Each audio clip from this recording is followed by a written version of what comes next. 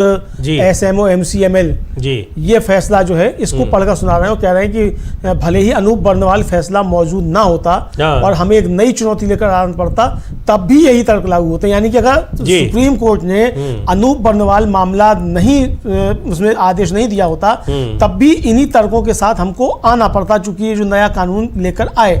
और यहाँ ये बता देना जरूरी है कि जो अनूप बर्नवाल का मामला था समिति, उसी में सुप्रीम कोर्ट ने टिप्पणी की थी आदेश देते समय कि इसमें CGI को शामिल किया जाए, जो कानून नियुक्ति का वो हो, जब तक कि नया कानून नहीं बनता, और संसद ऐसा कोई कानून बनाए, सरकार कोई ऐसा कानून बनाए कि जो चुनाव आयुक्त जो है वो प्रधानमंत्री और सरकार की आंख में आंख डालकर बात कर सके। जी हाँ। और जब सरकार ने कानून बनाया तो सरकार ने कानून में से CGI को हटा दिया गया। जी। अभी जब सुनवाई चल रही थी 2 पैर से पहले, तो जस्टिस दत्ता ने यह सवाल किया था कि क्या अनूप बर्नवाल मामले में आदेश देते समय सुप्रीम कोर्ट ने क्या ऐसा कोई आदेश दिया था कि नया कानून बनाया जाए तो उसमें CGI को शामिल किया जाए, चूंकि उसमें तो था नहीं। उसमें तो यह था कि जब तक नया कानून नहीं बनता तब तक ये व्यवस्था की जाती है उसमें CGI को शामिल किया जाए। लेकिन जिस तरीके से सरकार कानून लेकर आई और जिस तरीके से पास कराया, CGI को उसमें से हटाया, 3 लोगों की चयन समिति बनाई गई और उन 3 लोगों की चयन समिति में भी एक प्रधानमंत्री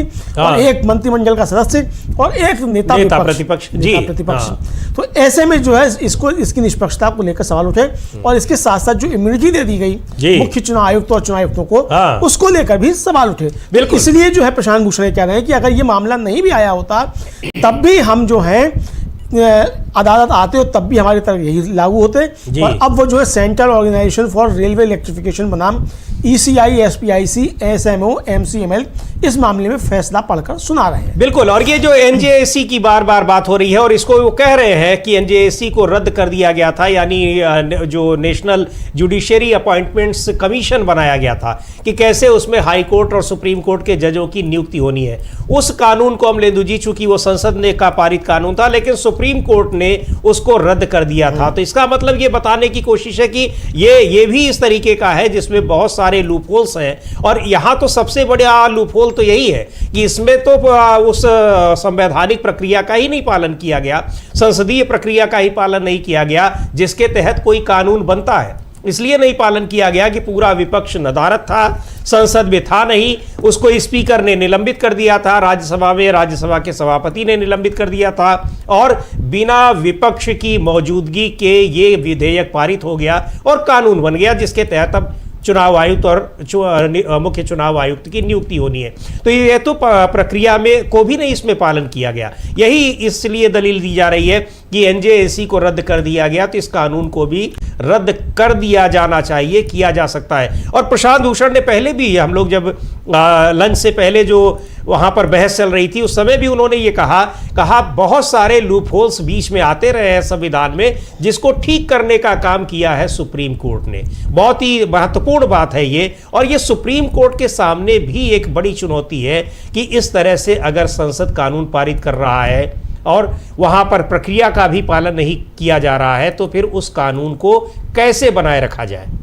बिल्कुल बिल्कुल समीर जी, आप सही कह रहे हैं कि जब कोई किसी भी प्रक्रिया का पालन नहीं किया जा रहा है, और महत्वपूर्ण बात जो कही प्रशांत भूषण ने, उन्होंने कहा कि ये संविधान के मूल ढांचे पर हमला है जी, और संविधान के मूल ढांचे से छेड़छाड़ नहीं की जा सकती है। ये तो केशवानंद भारती का मामला जो था 13 जजों की बेंच का फैसला, उसमें भी ये स्पष्ट कर दिया था कि संविधान के मूल ढांचे से छेड़छाड़ नहीं की जा सकती है, और ये संविधान के मूल ढांचे से ही छेड़छाड़ की गई है। ये जो नया कानून लेकर लाया गया, ये प्रशांत भूषण ने, समीर जी, इसको लेकर अपना तर्क दिया है। और प्रशांत भूषण ने आगे भी अपनी जो है बातें रखी हैं, और ये प्रशांत भूषण आगे कह रहे हैं कि केवल मामला जो शक्तियों के पृथक्करण के सिद्धांत का सम्मान करते हुए उन्होंने एक संवैधानिक रिक्तता को स्वीकार करते हुए अंतरिम निर्देश जारी किए, लेकिन साथ ही अनुच्छेद 141 के तहत एक बाध्यकारी संवैधानिक सिद्धांत भी निर्धारित किया कि चुनाव आयुक्तों का चयन कार्यपालिका के अनन्य या प्रभावी नियंत्रण में नहीं रखा जा सकता। तो ये अभी तर्क दिया है प्रशांत भूषण ने। जी बिल्कुल। तो यहाँ पर अब ये दलील दी जा रही है कि आखिर इस NJAC की तरह इसको भी, यानी जो चुनाव आयुक्तों के निर्वाचन से संबंधित कानून है उसको क्यों रद्द किया जाना चाहिए। इसलिए रद्द किया जाना चाहिए कि पहली बात तो वो सीधे बता रहा है कि अगर उस कानून के तहत जो नियुक्तियां होंगी वो सरकार की इच्छा से ही नियुक्ति होंगी, उसमें विपक्ष का या कोई निरपेक्ष व्यक्ति अगर का कोई प्रावधान नहीं है, और वो विपक्ष का नेता अगर चाहे भी तो उसमें कुछ कर नहीं सकता है। दूसरी बात यह है कि जब ये कानून बना था तो कानून बनाने के लिए प्रक्रिया का ही पालन नहीं किया गया, यानी संसद में केवल सत्ता पक्ष के लोगों ने बैठकर इस कानून को पारित कर दिया, इस विधेयक को पारित कर दिया और वो कानून बन गया। बहुत हैरानी की बात है, और तब भी इस पर बहुत चर्चा हुई थी अमलेंदु जी, आपको याद ही होगा जब ये कानून बना था कि सारे सांसदों को, ऐतिहासिक ये एक घटना थी, 140 से ज्यादा सांसदों को निलंबित कर दिया गया था और उसी निलंबन के दौरान इस विधेयक को पारित किया गया। और इतना महत्वपूर्ण विधेयक जो जिस कानून के तहत चुनाव आयुक्त की नियुक्ति होनी है और उस चुनाव आयुक्त की जो देश भर की चुनावी प्रक्रिया को जिसको संचालित करना है, और आखिरकार उसके तहत फिर नियुक्तियां भी हुई और क्या किस तरह से वो चुनाव संचालित वो संस्था कर रही है वो साफ तौर पर अब दिखाई भी पड़ रहा है। बिल्कुल बिल्कुल समझिए, साफ तौर पर दिखाई पड़ रहा है कि किस तरीके से कार्यपालिका जो है वो एक तरह से कहा जाए वो संचालित कर रही है। और कार्यपालिका क्या मतलब, इसको आप ये भी कह सकते हैं समीर जी कि किस तरीके से सरकार ने सारी चीजें अपने कंट्रोल में ले ली हैं। और सुप्रीम कोर्ट की टिप्पणी भी इस मामले में काफी ज्यादा महत्वपूर्ण हो जाती है। जैसा कि कहा, दोनों जजेस ने कहा कि बहुमत का अत्याचार, जी ये मतलब कि बहुमत के बल पे जो है आप किसी चीज को कब्जे में करना चाहते हैं, ये इसका मतलब उनका ये तर्क था समीर जी। और अब प्रशांत भूषण आगे भी कह रहे हैं और कह रहे हैं कि भाई जो शक्तियों के पृथक्करण का सम्मान है उसमें उन्होंने एक संवैधानिक रिक्तता को स्वीकार करते हुए अंतरिम निर्देश जारी किए, लेकिन साथ ही अनुच्छेद 141 के तहत एक बाध्यकारी संवैधानिक सिद्धांत भी निर्धारित किया कि चुनाव आयुक्तों का चयन कार्यपालिका के विशेष या प्रमुख नियंत्रण में नहीं रखा जा सकता। यह इस मूल सिद्धांत पर आधारित है कि चुनाव आयोग में नियुक्तियों पर कार्यपालिका का वर्चस्व स्वतंत्र और निष्पक्ष चुनावों को बाधित करता है, जो संविधान की मूल संरचना का हिस्सा है। संविधान इस रिक्तता को भर सकती है, लेकिन वह उस दोष को दोबारा लागू नहीं कर सकती जिसे इस फैसले में पहचाना गया है। तो ये बहुत महत्वपूर्ण बात कही है इन्होंने, प्रशांत भूषण ने। इसका मतलब वो कहना चाह रहे हैं कि भाई जो अगर मतलब कि ये जो अब आदेश है वो सुप्रीम कोर्ट को ही देना पड़ेगा, क्योंकि अब संसद इसको ठीक नहीं कर सकती। और दूसरे ये भी कह रहे हैं कि अब क्योंकि अगर वो ठीक करके लाएगी भी तो क्या लाएगी, वो लाएगी कि उसमें प्रधानमंत्री यानी केंद्रीय मंत्री को रिप्लेस करके वो राज्यसभा के सभापति को ले आएंगे, इस तरह का कानून, और उसमें यानी वो भी ले देकर वैसा ही होगा। पर बड़ा सवाल यह है अमलेंदु जी कि सुप्रीम कोर्ट को यह भी सोचना चाहिए कि जो एक लाइन तय की थी और उस लाइन के पीछे जो उसका जो मूल मकसद था वो ये था कि एक सत्ता पक्ष का व्यक्ति हो और एक विपक्ष का व्यक्ति हो, और साथ में एक ऐसी संस्था का प्रमुख हो जिसको निरपेक्ष समझा जाता, और उसके तहत उन्होंने जब सुप्रीम कोर्ट ने ये गाइडलाइन दी थी तो सीजेआई का नाम रख दिया था, या सीजेआई जिसको कहे जिसको रिकमेंड करे उस एक जज को रख दिया गया था, क्योंकि सुप्रीम कोर्ट का जज वो किसी राजनीतिक पार्टी से उसका मतलब नहीं है, ये माना जाता है और होता भी है। तो ये कहा जाएगा कि उसके तहत अगर नियुक्ति होती तो फिर वो काफी उसको पक्षपातपूर्ण नियुक्ति नहीं माना जाता, लेकिन यहां पर तो नियुक्त करने वाले 3 लोग हैं, 2 सत्ता पक्ष के हैं और 1 विपक्ष का है, तो जाहिर सी बात है कि इसमें नियुक्ति जो हो रही है किसकी तरफ से हो रही है, कैसे हो रही है, उसमें फिर कोई आशंका नहीं रह जाती। और यही आधार है जिसके तहत इसको चुनौती दी गई है कि ये कानून रद्द होना चाहिए। हाँ बिल्कुल समीर जी, आपने सही कहा कि ये इसी आधार पर इसको चुनौती दी गई है। और इधर ये भी कहा प्रशांत भूषण ने कि इस अदालत ने जितने भी मामलों में जो सिद्धांत बताए हैं वे इस मामले पर पूरी तरह से लागू होते हैं, लेकिन मुझे डर है। जैसे उन्होंने कहा कि लेकिन मुझे डर है, तो इस पर अदालत ने कहा कि हम इस बारे में कुछ नहीं कर सकते। प्रशांत भूषण ने कहा कि आप कह सकते हैं कि किसी ऐसी संस्था में ऐसे व्यक्ति को शामिल नहीं किया जा सकता जिसकी नियुक्ति ही कार्यपालिका पर निर्भर करती हो, उसे समिति का हिस्सा नहीं होना चाहिए।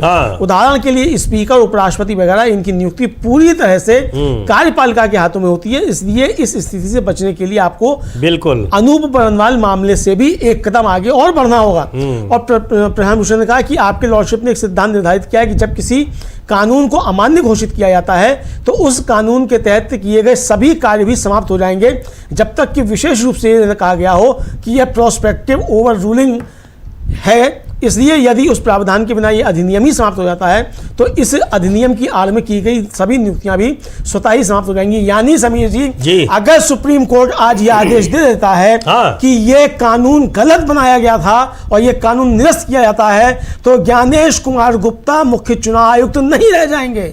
बिल्कुल, वो तो बिल्कुल ये तो एक सही बात है और ये एक संवैधानिक बात है कि अगर कोई कानून संसद द्वारा पारित कानून उसको सुप्रीम कोर्ट निरस्त कर देता है तो फिर उस कानून के तहत की गई नियुक्तियां भी रद्द मानी जाती हैं। तो और वो नियुक्तियां यानी वो कानून अगर मान लीजिए कि ये चुनाव आयुक्त और मुख्य चुनाव आयुक्त के निर्वाचन का उनकी नियुक्ति का कानून ही रद्द हो जाता है तो उसके तहत इनकी नियुक्ति को तो रद्द माना ही जाएगा और साथ ही इनके कार्यकाल में जो किए गए हैं काम वो भी रद्द माने जाएंगे।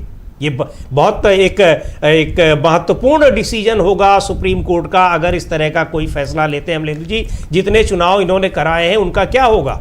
बिल्कुल बिल्कुल, वो चुनाव भी उन चुनावों के ऊपर भी समीर जी फिर क्योंकि आपकी जब नियुक्ति ही रद्द हो गई और आपके द्वारा कराए गए चुनाव है तो उनका क्या होगा? उनका क्या होगा? वो भी रद्द होंगे। बिल्कुल वो भी रद्द होने चाहिए। फिर बिहार, बंगाल और तमिलनाडु, केरल ये सारे चुनाव फिर रद्द हो सकते हैं। तो ये बड़ा एक संकट की स्थिति पैदा हो सकती है। लेकिन जो कह रहे हैं प्रशांत भूषण, जो मांग कर रहे हैं वो साफ तौर पर कह रहे हैं कि भाई जो न्याय का सिद्धांत है वो यही कहता है कि अगर आपने एक फैसला रद्द कर दिया, एक कानून रद्द कर दिया तो उस कानून के तहत जितनी भी नियुक्तियां की गई हैं वो सब स्वतः रद्द हो जाएंगी। यानी ये तीनों चुनाव आयुक्त जो हैं ये स्वतः ही चुनाव आयुक्त नहीं रह जाएंगे। ये एक तरीके से होगा तो इसलिए इस पे बहुत महत्वपूर्ण है। और ये समीर जी जो उस समय भी ये बात आई थी जिस समय ज्ञानेश कुमार गुप्ता को तुरंत जो थी सुबह 9:30 बजे शपथ दिला दी गई थी सुप्रीम कोर्ट में सुनवाई से पहले, उस समय भी ये बात आई थी कि अगर सुप्रीम कोर्ट चाहेगा तो ये नियुक्तियां तुरंत रद्द हो जाएंगी। जब कानून ही रद्द हो जाएगा बिल्कुल तो उस कानून के तहत दिलाई गई कोई भी नियुक्ति जो है वो स्वतः रद्द हो जाएगी। फिर आपने चाहे शपथ ले ली हो पद की हो, चाहे आपने कुछ भी कर लिया, क्योंकि आपने शपथ उस कानून के तहत ही सीधी सी बात है। संविधान ने व्यवस्था दी है कि निर्वाचन आयोग होगा, निर्वाचन आयोग की नियुक्ति होगी, लेकिन निर्वाचन आयुक्त की नियुक्ति कैसे होगी इसके लिए कानून बनाती है संसद। संसद ने कानून बनाया। अब अगर वो संसद का कानून निरस्त होता है तो फिर वो उसके द्वारा की गई नियुक्ति रद्द हो जाएंगी। और उन्होंने उस दौरान जो काम किया है उस पद पर रहते हुए वो काम भी फिर निरस्त माने जाएंगे क्योंकि उनकी नियुक्ति ही शुरू से रद्द हो जाएगी। बिल्कुल बिल्कुल बिल्कुल समीर जी आप ठीक कह रहे हो। ये इसी तरीके से है कि मान लीजिए कि कल को हमें या आपको जब मुख्य चुनाव आयुक्त की शपथ दिला दी जाए तो भाई किस कानून के तहत हमको दिलाएगी जी, और जिस कानून के तहत दिलाई वो कानून नहीं बचा तो हम क्या मुख्य चुनाव आयुक्त रह जाएंगे या चुनाव आयुक्त रह जाएंगे? बिल्कुल। तो ठीक इसी तरीके से आप किसी भी अरे गहरे नत्थू खैरे को उठा के मुख्य चुनाव आयुक्त बना दें चूंकि आपने कानून बना दिया और वो कानून जो है वो वैध नहीं है, वो कानून की श्रेणी में नहीं आता है, वो कानून रद्द हो गया। क्योंकि सुप्रीम कोर्ट के पास अधिकार है कानून को रद्द करने का।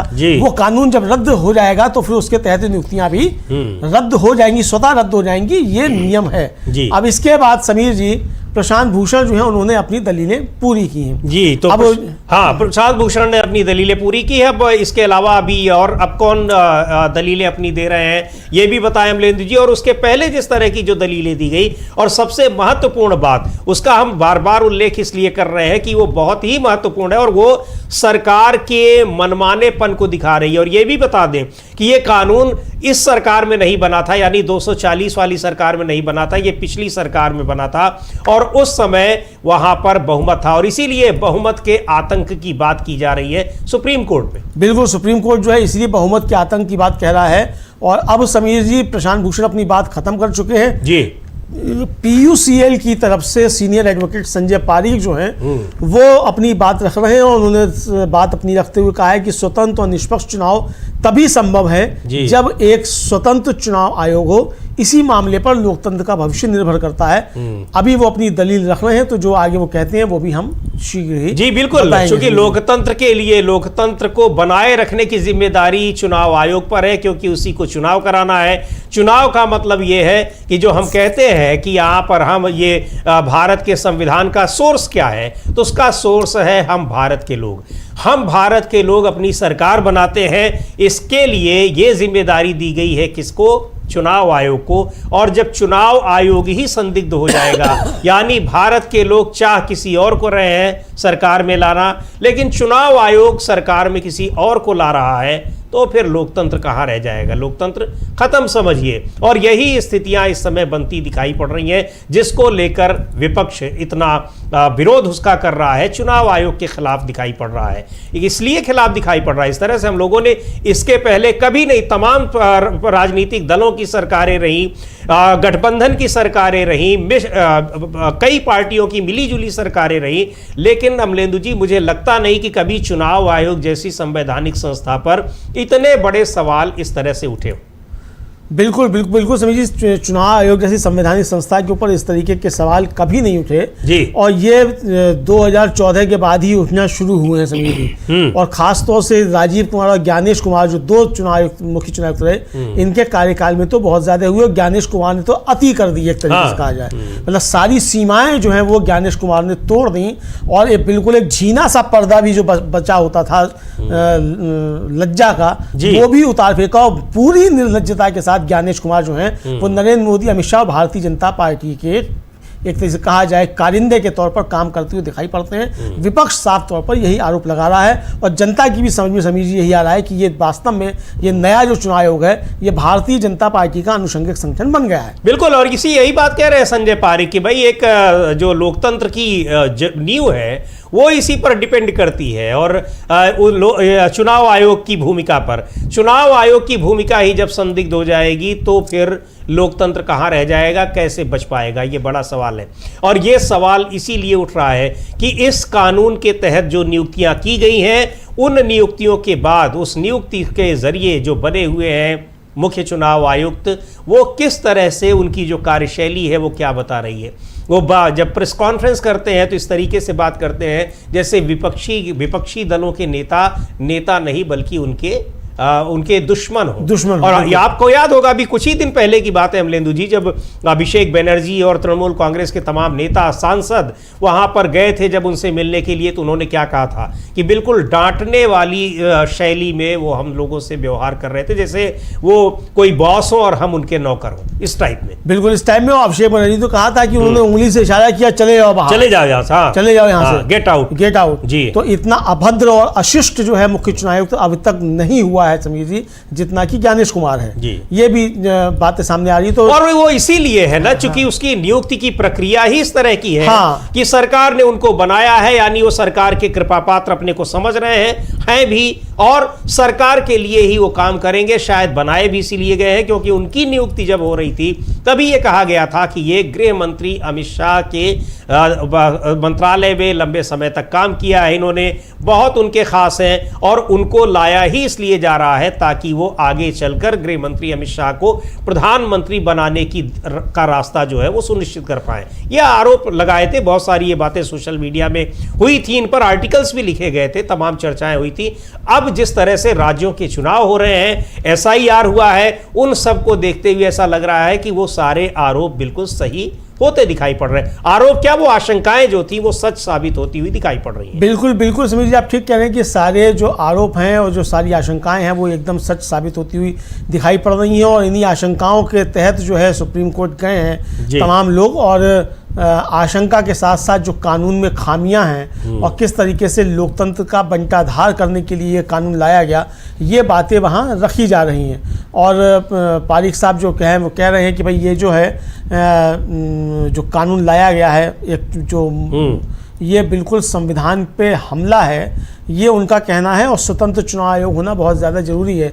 एक ऐसा चुनाव आयोग जो स्वतंत्र नहीं है, वह संविधान के अनुच्छेद 14 के तहत समानता की गारंटी का पालन करने में विफल रहेगा जी। ये उनका पारीक साहब का कहना है, जो कि प्रस्तुत हुए हैं, यहाँ पेश हुए हैं। PUCL जो एक मानवाधिकार संगठन है, जयप्रकाश नारायण ने जिसको बनाया था, जी हाँ, people's union for civil liberties, उसकी तरफ से वो पेश हुए हैं। और इसके PUCL की याचिकाओं पर भी कई लैंडमार्क जजमेंट समीर जी आए हैं अब तक, तो PUCL का एक बड़ा योगदान है। तो उस PUCL की याचिका पर ही ये गए हैं। और पारीक जो कह रहे हैं कि जो मतलब चुनाव आयोग जो है वो निष्पक्ष होना चाहिए और उसको किसी भी तरीके से संविधान का किसी भी तरीके से जो है वो वायोलेशन नहीं करना चाहिए। वो कह रहे हैं कि जाहिर है कि अगर चुनाव आयोग स्वतंत्र नहीं है तो मतदाताओं के अधिकारों पर असर पड़ता है, अनुच्छेद 19 का भी उल्लंघन होता है। ये संजय पारीक साहब जो UCL की तरफ से उपस्थित हुए हैं, उनका कहना है कि अगर चुनाव आयोग स्वतंत्र नहीं होगा तो मतदाताओं के अधिकारों पर असर पड़ेगा, और अगर मतदाताओं के अधिकारों पर असर पड़ेगा तो जो संविधान का अनुच्छेद 19 है उसका भी उल्लंघन होता है। जी बिल्कुल, यहाँ पर तमाम जो मौलिक अधिकार संविधान ने नागरिकों को दिए हैं ये उनका उल्लंघन है। अगर चुनाव आयोग जैसी संस्था ठीक से काम नहीं कर रही है, वो किसी एक राजनीतिक दल के पक्ष में और बाकी राजनीतिक दलों के विरोध में अगर काम कर रही है, तो फिर वो कैसे लोकतंत्र के भविष्य कहाँ जाएगा, ये देखने वाली बात है। तो पारिक ये तमाम उन चीज़ों का, उन अनुच्छेदों का, संविधान के उन प्रावधानों का उल्लेख कर रहे हैं जिनका उल्लंघन हो रहा है इस तरह की नियुक्ति प्रक्रिया से, जिसमें आयोग के चुनाव आयुक्तों को नियुक्त किया गया है। यानी ये कानून अपने आप में असंवैधानिक है, गैर कानूनी है। केवल यही नहीं कि ये इनकी नियुक्ति हुई है, बल्कि इस अमलेंदु जी जो दिन में जब दलीलें दी गई, यानी लंच से पहले जो दलीलें दी गई, उसमें खास तौर पर इस बात का जिक्र हुआ है, और चाहे प्रशांत भूषण हो या उनसे पहले जो जज बात कर रहे थे, उन्होंने ये कहा कि ये देखना होगा कि ये कानून बनाया कैसे गया। ठीक है, आपका बहुमत तो था, बहुमत का आतंक होता है, लेकिन कम से कम विपक्ष की मौजूदगी तो रहती, उसकी टिप्पणियां वहां पर दर्ज तो कराई जाती। विपक्षी सांसदों के नाम पर प्रशांत भूषण ने कहा कि विपक्षी सांसदों के नाम पर लोकसभा में उस वक्त केवल एक सांसद थे, असदुद्दीन ओवैसी, और उन्होंने बहुत सारे तर्क दिए, आशंकाएं जताई और ये बताया कि कैसे ये संविधान के प्रावधानों का उल्लंघन कर रहा है ये कानून। फिर भी उसको पारित कर दिया गया, दोनों सदनों से उसी तरीके से पारित करा दिया गया, कानून बना दिया गया। लेकिन अब ये कानून पहुंचा है सुप्रीम कोर्ट में, और वहां पर दलीलें दी जा रही हैं सुप्रीम कोर्ट के जजों के सामने, और काफ़ी बहुत मुतमईन दिखाई पड़े हैं दोनों जज इन दलीलों को सुनकर। अमलेंदु जी, हाँ, मुतमईन तो दिखाई पड़े हैं समीर जी दोनों जज जो है इन दलीलों को सुनकर, लेकिन सवाल ये है कि क्या आदेश भी जो है उसी तरीके से आएगा। हाँ, जिस तरीके से बात तो यही है, क्योंकि प्रशांत भूषण ने जो कहा भी, हाँ, कि NJAC का जिक्र उन्होंने किया, हाँ, कि जजों की नियुक्ति का जो कानून था वो उस पर सवाल उठाए गए थे, और उसको खुद सुप्रीम कोर्ट ने ही कहा कि यह संवैधानिक प्रावधानों के मुताबिक नहीं है, उनका उल्लंघन करता है, और सुप्रीम कोर्ट ने उसको रद्द कर दिया, जिसके तहत जजों की नियुक्ति होनी थी हाई कोर्ट्स में और सुप्रीम कोर्ट में। तो ये तो और भी ज्यादा महत्वपूर्ण है, क्योंकि ये पूरे लोकतंत्र का भविष्य इस पर टिका है। चुनाव आयोग जैसी संस्था, उसके प्रमुख की नियुक्ति कैसे हो रही है, वो कानून ही एक गलत तरीके से भी बना है और गलत है भी, यानी असंवैधानिक तरीका भी अपनाया गया और असंवैधानिक वो है भी। बिल्कुल बिल्कुल समीर जी, असंवैधानिक है, और सवाल यही है कि संविधान पे ही हमला जो हो रहा है जी, और तो संविधान को बचाना सबसे बड़ी जिम्मेदारी है, और चूंकि सुप्रीम कोर्ट संविधान का कस्टोडियन है, तो इसलिए संविधान को बचाने की जिम्मेदारी भी सुप्रीम कोर्ट के ऊपर है। ये बहुत महत्वपूर्ण बात है समीर जी, और इसीलिए कहा गया है कि भाई सुप्रीम कोर्ट साहब आप जो हैं अपनी जिम्मेदारी का निर्वहन कीजिए।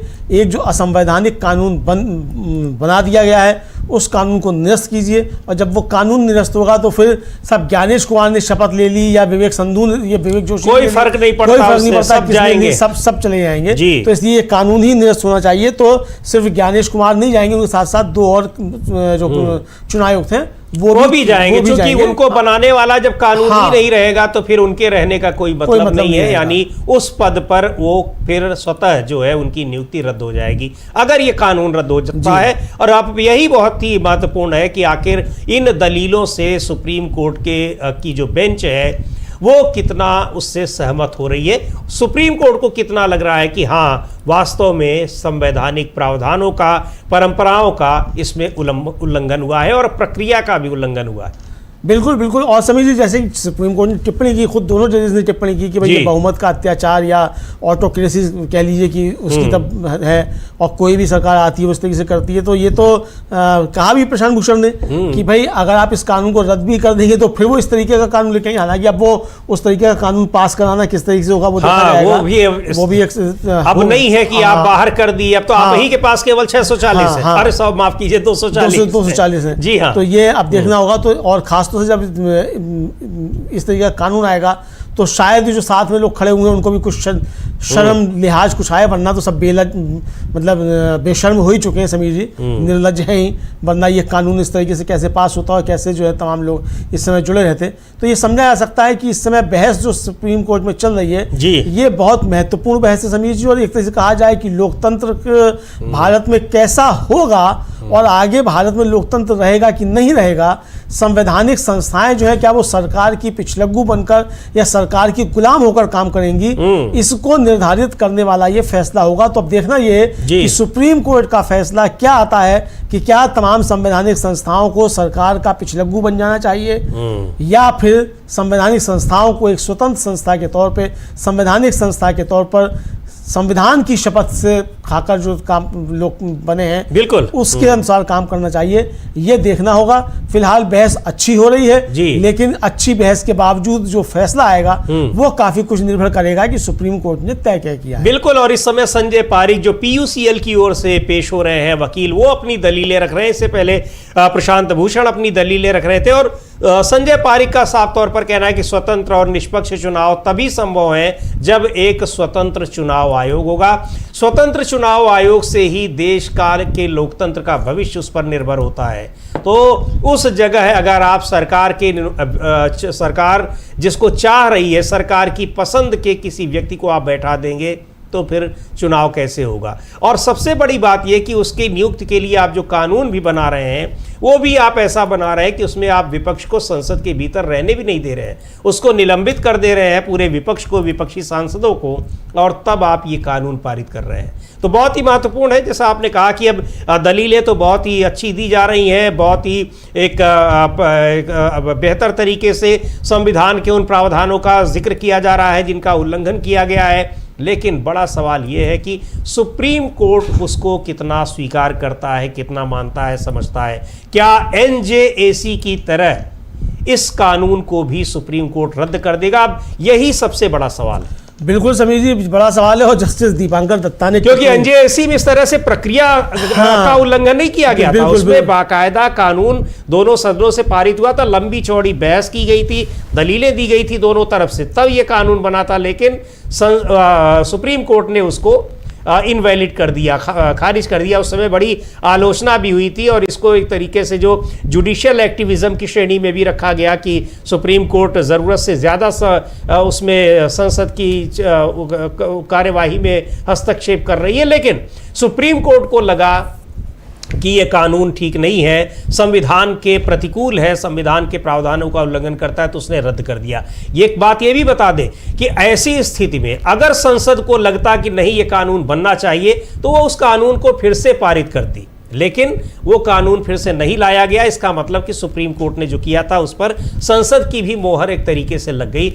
अब ये जो कानून है निर्वाचन आयुक्तों की नियुक्ति वाला, इसमें तो प्रक्रिया का ही नहीं पालन किया गया है, पूरी तरीके से मनमानी की गई है और उस मनमाने तरीके से एक विधेयक को पारित कराकर सीधे कानून बना दिया गया। बिल्कुल बिल्कुल समीर जी, आप ठीक कह रहे हैं। और ये जो एनजेएसी जो आया था, हालांकि उसको कांग्रेस ने भी समर्थन दिया था, विपक्ष ने भी उसको समर्थन दिया था, लेकिन उसमें भी मूलभूत क्या थी जिसके आधार पर सुप्रीम कोर्ट ने उसको निरस्त किया? उसमें भी मूलभूत बात यह थी कि चूंकि अब जजों की नियुक्ति जिस तरीके से होगी तो उसमें कार्यपालिका का हस्तक्षेप बढ़ जाएगा जजों की नियुक्ति को, और ये संविधान के मूल ढांचे पर होगा, प्रहार होगा, और जो जजों की निष्पक्षता और स्वतंत्रता है वो बाधित होगी। इसी आधार पर उसको निरस्त किया गया। और जैसा कि आपने कल समीर जी कहा था कि टी एन शेषन के आपने उसका हवाला दिया था, ये हमारी शक्तियां सुप्रीम कोर्ट के जजेस जैसी हैं, निश्चित तौर पर सुप्रीम कोर्ट के जजेस जैसी शक्तियां हैं, तो फिर अगर सुप्रीम कोर्ट के जजेस जैसी शक्तियां हैं तो फिर चयन प्रक्रिया भी सुप्रीम कोर्ट के जजेस जैसी होनी चाहिए। बिल्कुल बिल्कुल, ये भी बहुत ही महत्वपूर्ण बात है। हाँ, चूंकि सब एक चुनाव आयोग संवैधानिक संस्था है, जिस तरीके से सुप्रीम कोर्ट है, हाई कोर्ट है, तो संवैधानिक संस्था की में जिन व्यक्तियों को वहां पर नियुक्त किया जाता है, जो जाते हैं, उनकी नियुक्ति की प्रक्रिया भी वैसी होनी चाहिए और उनको उसी तरीके की इम्यूनिटी मिली रहती है। इम्यूनिटी की हम लोग बात कर रहे हैं, जब ये कानून बनाया गया तो निर्वाचन आयुक्तों को इम्यूनिटी भी कुछ ऐसी दे दी गई कि वो पूरे देश में किसी को नहीं मिली हुई है, सुप्रीम कोर्ट के जजेस को भी नहीं मिली हुई है, जो कि सीधे कार्यपालिका में हस्तक्षेप करने की ताकत रखते हैं, जो सीधे विधायिका के मामले भी उनके सामने लाए जाते हैं, उनको भी ऐसी इम्यूनिटी नहीं मिली। लेकिन उसमें यह कह दिया गया कि निर्वाचन आयुक्त या मुख्य निर्वाचन आयुक्त ये रिटायर भी हो जाएंगे तब भी इन्होंने जो कुछ किया है उसके खिलाफ कहीं कोई शिकायत नहीं हो सकती है, इनको कोई सजा ही नहीं हो सकती। और इस पर जब सुनवाई हो रही थी तो मुझे ध्यान पड़ता है सीजेआई ही थे जी जस्टिस सूर्यकांत, उन्होंने अब बड़ा आश्चर्य व्यक्त किया था कि भाई जो इम्यूनिटी जो है वो हासिल नहीं है सुप्रीम कोर्ट के जजों को, हमको भी हासिल नहीं है, तो वो इनको क्यों हासिल है, ये उसको कहा था। अब जो सीनियर एडवोकेट संजय पारीक है जो पीयूसीएल की तरफ से उपस्थित हुए हैं, वो अनूप बर्नवाल फैसला जो है उसको पढ़ रहे हैं। उसको आगे पढ़ते हुए उन्होंने कहा कि आखिरकार जब वे अनूप बर्नवाल मामले में 5 जनों की बेंच कहती है कि इसे स्वतंत्र होना चाहिए और कार्यपालिका के दखल से मुक्त होना चाहिए, तो वे इसे अनुच्छेद के 14 के दायरे में ले आते हैं। जस्टिस दत्ता ने इस पर कहा कि आपकी दलील यह है कि 5 जनों की बेंच ने न केवल अनुच्छेद 324 के तहत कानून की जरूरत पर जोर दिया, बल्कि उन्होंने इसके कारण भी बताया कि इसे कार्यपालिका के नियंत्रण से मुक्त होना चाहिए जी। इस पर पारीक ने कहा हाँ, क्योंकि इसका सीधा असर संवैधानिक सिद्धांतों और अनुच्छेद 14 और 19 के तहत मिले मौलिक अधिकारों पर पड़ेगा। इसलिए यह व्याख्या इस बात पर आधारित थी कि अगर कोई स्वतंत्र चुनाव आयोग नहीं होगा तो संवैधानिक सिद्धांत और मौलिक अधिकार किस तरह प्रभावित होंगे। ये महत्वपूर्ण बात संजय पारीक ने रखी और उस पर क्रॉस क्वेश्चन जो था वो जस्टिस दीपांकर दत्ता ने किया इस पर। तो ये समीर जी अभी वहां बात चल रही है सुप्रीम कोर्ट में। जी बिल्कुल, तो हाँ इस समय दलील दे रहे हैं पीयूसीएल की तरफ से जो संजय पारीक वहां पर पेश हुए हैं वकील के तौर पर, वो अपनी बातें रख रहे हैं और यही दलीलें यही दी जा रही है कि आखिर क्यों इस कानून को रद्द किया जाना चाहिए। इसलिए रद्द किया जाना चाहिए क्योंकि ये कानून अपने आप में ये व्यवस्था नहीं दे रहा है कि निर्वाचन आयुक्तों की नियुक्ति ये निरपेक्ष है, वो फेयर है, यानी वो सही है। दूसरी ओर जिस तरीके से ये कानून बनाया गया उसमें प्रक्रिया का पालन नहीं किया गया, संसदीय प्रक्रिया का, पूरे विपक्ष को निलंबित करके बाहर कर दिया गया और सत्ता पक्ष के लोगों ने ध्वनि मत से पारित कर दिया और वो कानून बन गया। तो इसलिए इसको रद्द कर दिया जाना चाहिए। ये सारी बातें वहां पर हो रही हैं और इसके अलावा कानून में कई ऐसे प्रावधान कर दिए गए हैं जो अपने आप में एक तरीके से कहा जाए कि संवैधानिक प्रावधानों को तो छोड़ दीजिए, जो नेचुरल जस्टिस का जो एक फिलॉसफी होती है उसका भी वो उल्लंघन कर रहे हैं। इस तरीके से तो निर्वाचन आयुक्त की कुर्सी पर जो बैठ गया अमलेंदु जी, फिर तो वो कानून से भी ऊपर हो गया। बिल्कुल कानून, क्योंकि उस दौरान वो जो कुछ किए रहेगा उसकी सजा उसको मिलेगी ही नहीं। बिल्कुल उसको सजा नहीं मिलेगी, कानून से ऊपर हो जाएगा। समझिए खतरा तो मोदी जी के लिए भी है। हाँ, मोदी जी के लिए खतरा ये कि ज्ञानेश कुमार सर्वे शर्मा वो कुछ कर देंगे, उनको सजा कुछ होगी नहीं। तो मोदी जी का ही वो चुनाव रद्द कर दें तो मोदी जी क्या करेंगे? तो गए आप प्रधानमंत्री के पद से, और आप कुछ कर भी नहीं सकते। तो ऐसा कानून आपने क्यों बनाया कि जो आपके लिए मुसीबत हो जाए? मतलब ये कानून जो है वो बीजेपी के लिए भी भस्मासुर साबित हो सकता है। क्या ये इस बारे में इस विषय में नहीं सोचा गया कुछ पहले क्या? तो ये बहुत सारे सवाल है। लेकिन जो संजय पारीक साहब यहाँ जो अपना तर्क प्रस्तुत कर रहे हैं समीर जी, जो पीयूसीएल की तरफ से हैं, और वो साफ तौर पर कह रहे हैं कि भाई ये जो कानून है ये एक तरीके से जो संविधान के अनुच्छेद 14 और संविधान का अनुच्छेद 19 है उसका उल्लंघन करता है। और ये एक जरूरी है कि स्वतंत्र चुनाव आयोग हो, क्योंकि इसका असर सीधे सीधे संवैधानिक सिद्धांतों और अनुच्छेद 14 और 19 के तहत मिले मौलिक अधिकारों पर पड़ेगा। इसलिए व्याख्या इस बात पर आधारित थी कि अगर कोई स्वतंत्र चुनाव आयोग नहीं होगा तो संवैधानिक सिद्धांत और मौलिक अधिकार किस तरह प्रभावित होंगे। यानी सीधा सीधा असर इसका आम नागरिक के मौलिक अधिकारों पर भी पड़ेगा। और इसीलिए कहा गया कि यह सिर्फ चुनाव आयुक्तों की नियुक्ति का ही मामला नहीं है, बल्कि ये इस देश के लोकतंत्र का भविष्य तय करने वाला मुकदमा है। और सरकार ने जिस तरीके से ये कानून लेकर आई, जिस तरीके से कानून पास कराया, जिस तरीके से ये कानून बनाया, उससे अब ये लोकतंत्र के ऊपर खतरा जो है वो साफ तौर पर दिखाई पड़ रहा है कि लोकतंत्र रहेगा भी कि नहीं रहेगा। ये बात सुप्रीम कोर्ट को समझाने की कोशिश की जा रही है कि मीलॉर्ड फिर आपका भी अस्तित्व नहीं रहेगा, क्योंकि जब ये चुनाव आयोग ही सरकार को इस तरीके से चुनेगा, सरकार ही इस तरीके से कानून बना लेगी, तो फिर आपकी नियुक्तियां भी उसी तरीके से हो जाएगी, उसी तरीके के कानून बन जाएंगे तो आपकी नियुक्तियां भी फिर उसी तरीके से होंगी। और दूसरी बात यह है कि वो कितना भी गलत कर देगा, आप भी उसको कुछ नहीं कर पाएंगे, क्योंकि उसको ऐसी इम्यूनिटी इस कानून में प्रदान कर दी गई है कि कोई कुछ कर ही नहीं सकता है। अजीब, मतलब इस तरह का कानून बन गया। अच्छा, अब यही बात है ना कि अगर उस समय दलीलें दी गई होती, विपक्ष रहा होता, तो कम से कम उनकी आवाज तो सुनी गई होती, दर्ज हुई होती पार्लियामेंट की उस प्रोसीडिंग में कि आखिर विपक्ष के नेताओं ने इस पर क्या कहा है, क्या आपत्तियां जताई हैं, क्या कौन कौन से क्लॉज हैं जिसको लेकर आपत्तियां जताई गई हैं। ये सारी बातें तब वहां पर रिकॉर्ड में दर्ज होती, लेकिन विपक्ष था ही नहीं। कानून लाकर उसको प्रस्ताव विधेयक लाकर पेश कर दिया गया, ध्वनिमत से पारित कर दिया गया। मतलब ये तो एक संसदीय अराजकता अगर इसको कहा जाए, जिसको बहुमत का आतंक कहा सुप्रीम कोर्ट में जो दलील पेश करते हुए वकील कह रहे हैं, ये बिल्कुल उसी तरह की स्थिति है कि आप विपक्ष को बाहर कर दीजिए और सत्ता पक्ष के लोगों की मौजूदगी में कानून पारित कर दीजिए, जो बिल्कुल वैसे ही जैसे किसान कानून राज्यसभा में पारित हो गया था। बिल्कुल, लेकिन वहां पर जनता के दबाव के आगे आखिरकार झुकना पड़ा, वापस लेना पड़ा उस कानून को।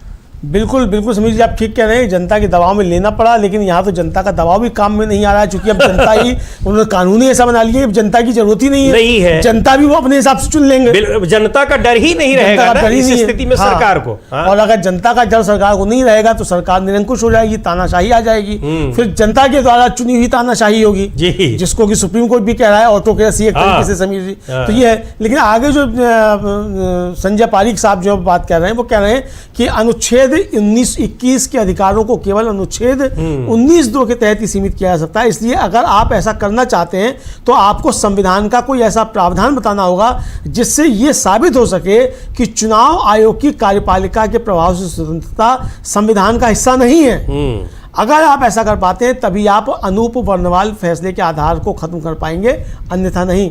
यानी आपको ये साबित करना पड़ेगा कि संविधान का कोई ऐसा हिस्सा नहीं है जो चुनाव आयोग को कार्यपालिका के प्रभाव से स्वतंत्र और संविधान का हिस्सा नहीं मानता हो। जिसको आप साबित कीजिए कि स्वतंत्र चुनाव आयोग संविधान का हिस्सा नहीं है, तभी आप इस फैसले को परख सकते हैं अनूप वर्णवाल के मामले में, वरना आप इसको नहीं परख सकते। बिल्कुल। और इसमें बताया जा रहा है कि एनजेएसी कानून का जिक्र बार बार किया जा रहा है, यानी नेशनल जुडिशियल अपॉइंटमेंट्स कमीशन का, जो बनाया गया था जजों की नियुक्ति के लिए, लेकिन उसको सुप्रीम कोर्ट ने उस कानून को रद्द कर दिया।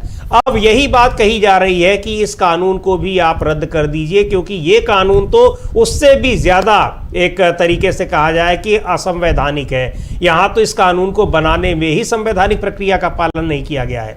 और बहुत सारे इसमें ऐसे पॉइंट्स हैं, बिंदु हैं, जो कि एक पूरी व्यवस्था को चुनौती देते हैं कि आखिर इस तरह की इम्यूनिटी किसी एक संवैधानिक पद पर बैठे व्यक्ति को कैसे मिल सकती है, और उसकी नियुक्ति प्रक्रिया ऐसी कैसे हो सकती है कि उसकी नियुक्ति को हम पूरी तरह से कार्यपालिका पर छोड़ दें। और कार्यपालिका पर छोड़ देने का नतीजा ये होगा कि उस व्यक्ति की नियुक्ति की जा रही है जो पूरे देश की चुनावी व्यवस्था को देखेगा, निगरानी करेगा, मतदाता सूची बनाएगा, बहुत सारे काम है, यानी चुनाव से जुड़े हुए सारे काम। और अगर आप कर देंगे तो फिर लोकतंत्र के लिए खतरा हो जाएगा, खतरा हो सकता है। वो दिखाई पड़ रहा है कि उस कानून के तहत बना दिया गया मुख्य निर्वाचन आयुक्त और निर्वाचन आयुक्त, और उसके बाद क्या हो रहा है ये सबको दिख रहा है। हाल ही में अभी पश्चिम बंगाल और तमिलनाडु में भी दिखाई पड़ा है, दूसरे राज्यों में भी, कैसे एसआईआर के जरिए बहुत सारे नाम काट दिए गए। और बड़ी महत्वपूर्ण बात यह है कि जब एसआईआर को लेकर बहुत सारे केसेस, बहुत सारी याचिकाएं सुप्रीम कोर्ट में गई, सुप्रीम कोर्ट ने पूछा कि आप कहा कि आपको एसआईआर कराने का अधिकार नहीं है, तो बहुत एक कह लीजिए कि इग्नोरेंस दिखाया, एक उपेक्षा के भाव से कहा कि हमको है अधिकार। और ये ताकत सुप्रीम कोर्ट को, अमलेंदु जी माफ कीजिएगा, निर्वाचन आयोग को कैसे मिल रही है। मुख्य चुनाव आयुक्त कह रहे हैं ये न्यू इलेक्शन कमीशन है, इसीलिए कह रहे हैं कि हमको जिस कानून के तहत बना दिया गया है अब मेरा कोई कुछ नहीं कर सकता।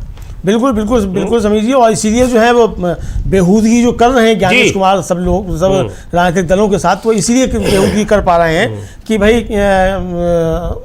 मतलब उनको ये अधिकार हासिल हो गया है कि वो क्या कर सकते हैं और क्या नहीं कर सकते हैं, तो ये सब उनको है, और सुप्रीम कोर्ट अब कुछ नहीं कर सकता। तो ये उनका एक तरीके से समीर जी दलीलें जो हैं वो सुप्रीम कोर्ट में रखी जा रही हैं जी। संजय पारीक साहब जो सीनियर एडवोकेट हैं और PUCL की तरफ से रख रहे हैं जी। तो वो ये रख रहे हैं और वो संविधान का बार बार हवाला दे रहे हैं और ये कह रहे हैं कि भाई अगर आप इस फैसले के खिलाफ जाते हैं, यानी सुप्रीम कोर्ट से कह रहे हैं कि भाई अगर आप इस कानून को सही ठहराते हैं जी। तो फिर ये आपको बताना पड़ेगा, यानी सरकार की तरफ से जो है ये बताना पड़ेगा कि भाई कि संविधान का वो क्लॉज बताइए जिसके तहत ये कहा गया हो कि स्वतंत्र चुनाव आयोग नहीं होना चाहिए।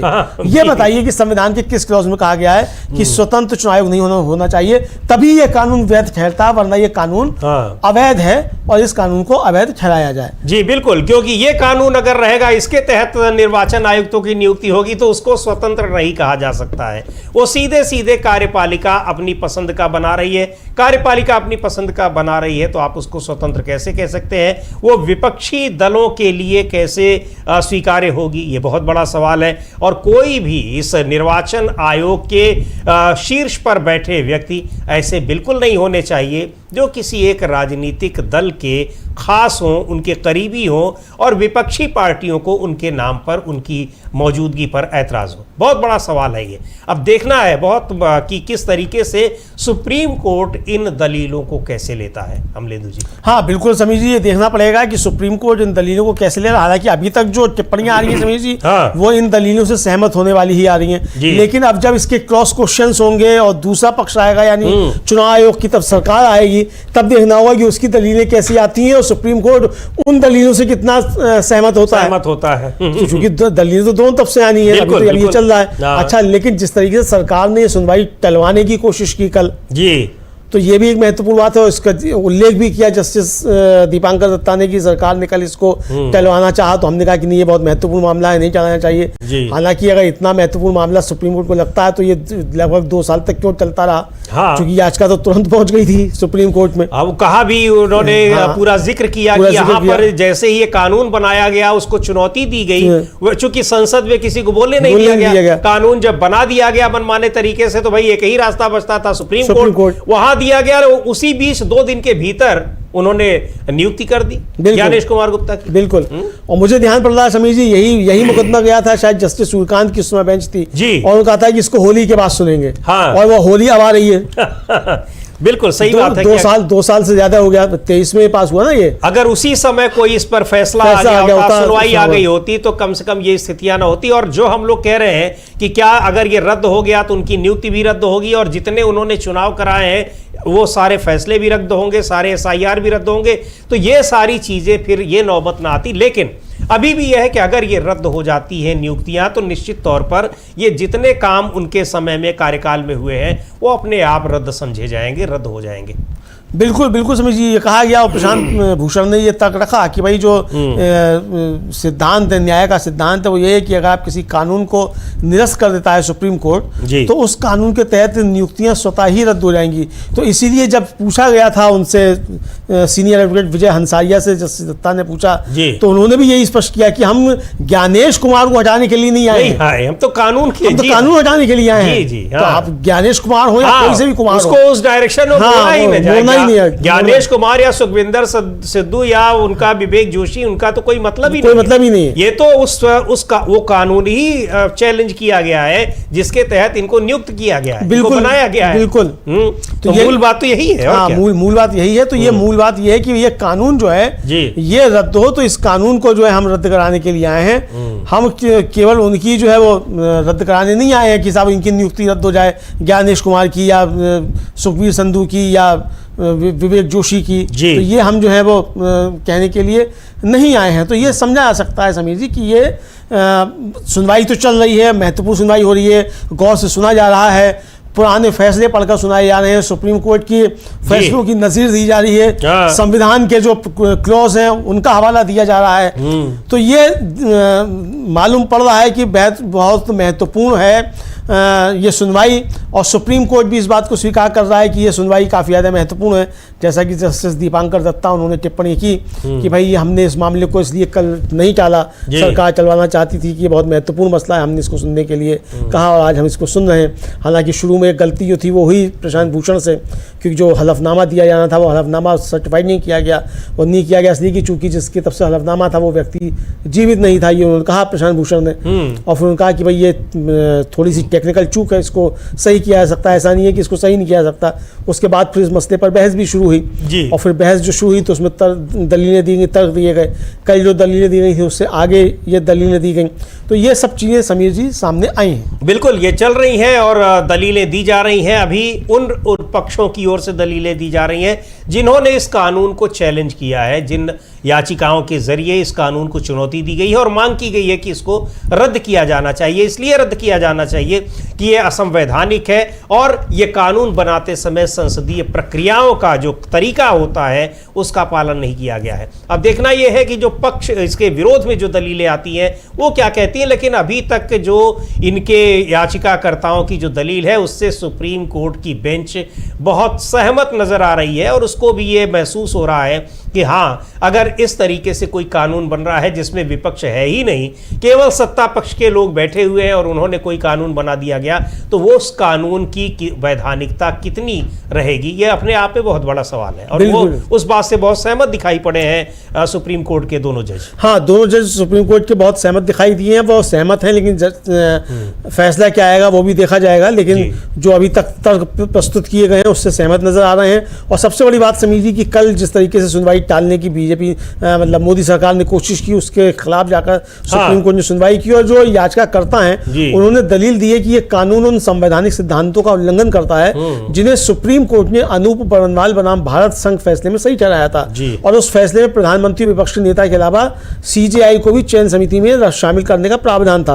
और कल जो था वो सुप्रीम कोर्ट ने केंद्र सरकार की अर्जी को खारिज कर दिया था जिसमें सुनवाई को टालने की मांग की गई थी सरकार की तरफ से। और इसके बाद शीर्ष अदालत ने दलीलें सुनना शुरू कर दी थी और मौखिक रूप से टिप्पणी की थी सुप्रीम कोर्ट ने कि यह मामला किसी अन्य मामले से अधिक महत्वपूर्ण है। और याचिकाकर्ताओं ने कल यह तर्क दिया था कि विवादित कानून जो है यह सुनिश्चित करता है कि केवल प्रधानमंत्री के आदमी की ही चुनाव आयुक्त के तौर पर नियुक्ति हो, जिससे चुनाव आयोग की स्वतंत्रता और निष्पक्षता कमजोर होती है। ये दलीलें जो थी वो कल दी गई थी और आज भी जो है इसी तरीके की दलीलें दी जा रही हैं कि ये कानून जो है ये इसी तरीके से फ्रेम किया गया है कि ये सरकार जो है वो एक तरीके से कहा जाए कि चुनाव आयोग को निष्पक्ष ना रहने दे और अपना कब्जा जो है लगातार सरकार में ये बने रहें, ये करने की कोशिश इनकी तरफ से की जा रही है। और आज एक बात और कही गई, वो विजय हंसारिया सीनियर एडवोकेट तो उनका था, उन्होंने कहा था कि तानाशाही जो है वो एकदम से नहीं आती है। हाँ, लोकतंत्र एकदम से खत्म नहीं होता है कि कोई कानून बन के लोकतंत्र खत्म हो जाएगा।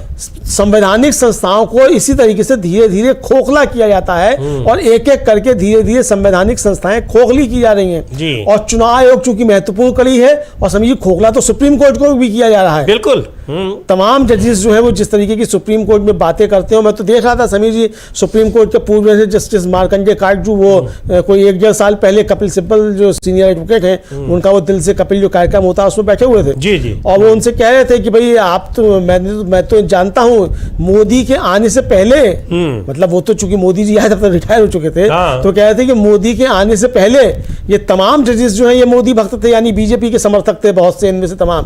और वो कह रहे थे कि वो डाइस पे बैठ के तो नहीं, लेकिन जो व्यक्तिगत कार्यक्रम होते थे, पार्टियां होती थी, उनमें ये बहुत मजबूती के साथ जो थे बीजेपी का समर्थन करते हुए दिखाई पड़ते थे। और ये बात उनकी सच इसलिए मालूम पड़ती समझिए कि तमाम फैसले जिस तरीके से आए, खासतौर से जजों की नियुक्तियों के मामले में, और इस सरकार ने जिस तरीके से रोड़े अटकाए जजों की नियुक्तियों को लेकर, खासतौर से 2-3 जजों की अगर बात किया, एक तो जस्टिस जोसेफ जो उत्तराखंड हाई कोर्ट के चीफ जस्टिस रहे थे, उनको सुप्रीम कोर्ट लाने को जिस तरीके से डिले किया गया, उसके बाद फिर जिस तरीके से जस्टिस अकील कुरैशी जो थे उनको आने ही नहीं दिया गया।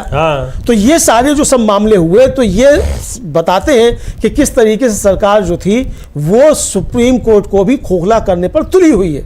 और आज जो टिप्पणी की है जस्टिस दीपांकर दत्ता ने, हालांकि मुझे पता नहीं उन्होंने ये टिप्पणी कैसी कर दी, चूंकि वो सावरकर पर भी ज्ञान दे रहे थे एक सुनवाई में, तो ये जो कहा उन्होंने कि भाई जो मतलब सरकार जो मतलब अगर आपने इतनी ही तत्परता जो है वो जजों की नियुक्ति में दिखाई होती, खास तौर से हाई कोर्ट के जजों की नियुक्ति में, तो हमें बड़ी खुशी होती।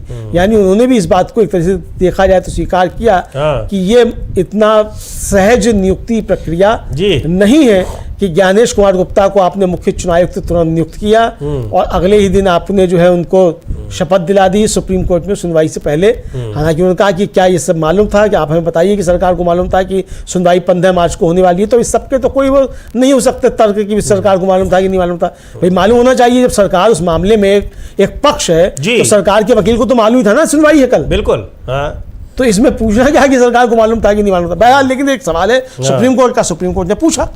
अच्छा, कितना वो जब उसका जिक्र कर रहे हैं तो उसमें बता भी दिया जाए कितना हास्यास्पद था कि 200 ऐसे लोगों की लिस्ट दे दी गई राहुल गांधी को, लीडर ऑफ अपोजिशन को, और उनसे कहा गया कि भाई आपको इसमें देखना है। बाद में अगले दिन उनमें से 6 लोगों को शॉर्टलिस्ट कर लिया गया।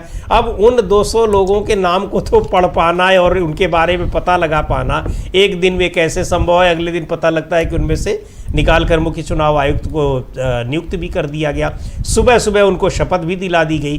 तो ये सीधे सीधे ये सारी चीज़ें बता रही हैं कि ये कानून लाया क्यों गया, कैसे लाया गया, और उस कानून को लाने के पीछे सरकार की मंशा क्या थी। और अब इतने चुनाव विधानसभाओं के हो गए हैं तो वो मंशा अब बिल्कुल स्पष्ट होती दिखाई भी पड़ रही है कि इन्हीं सारी वजहों से ये कानून लाया गया था और इनको नियुक्त किया गया था।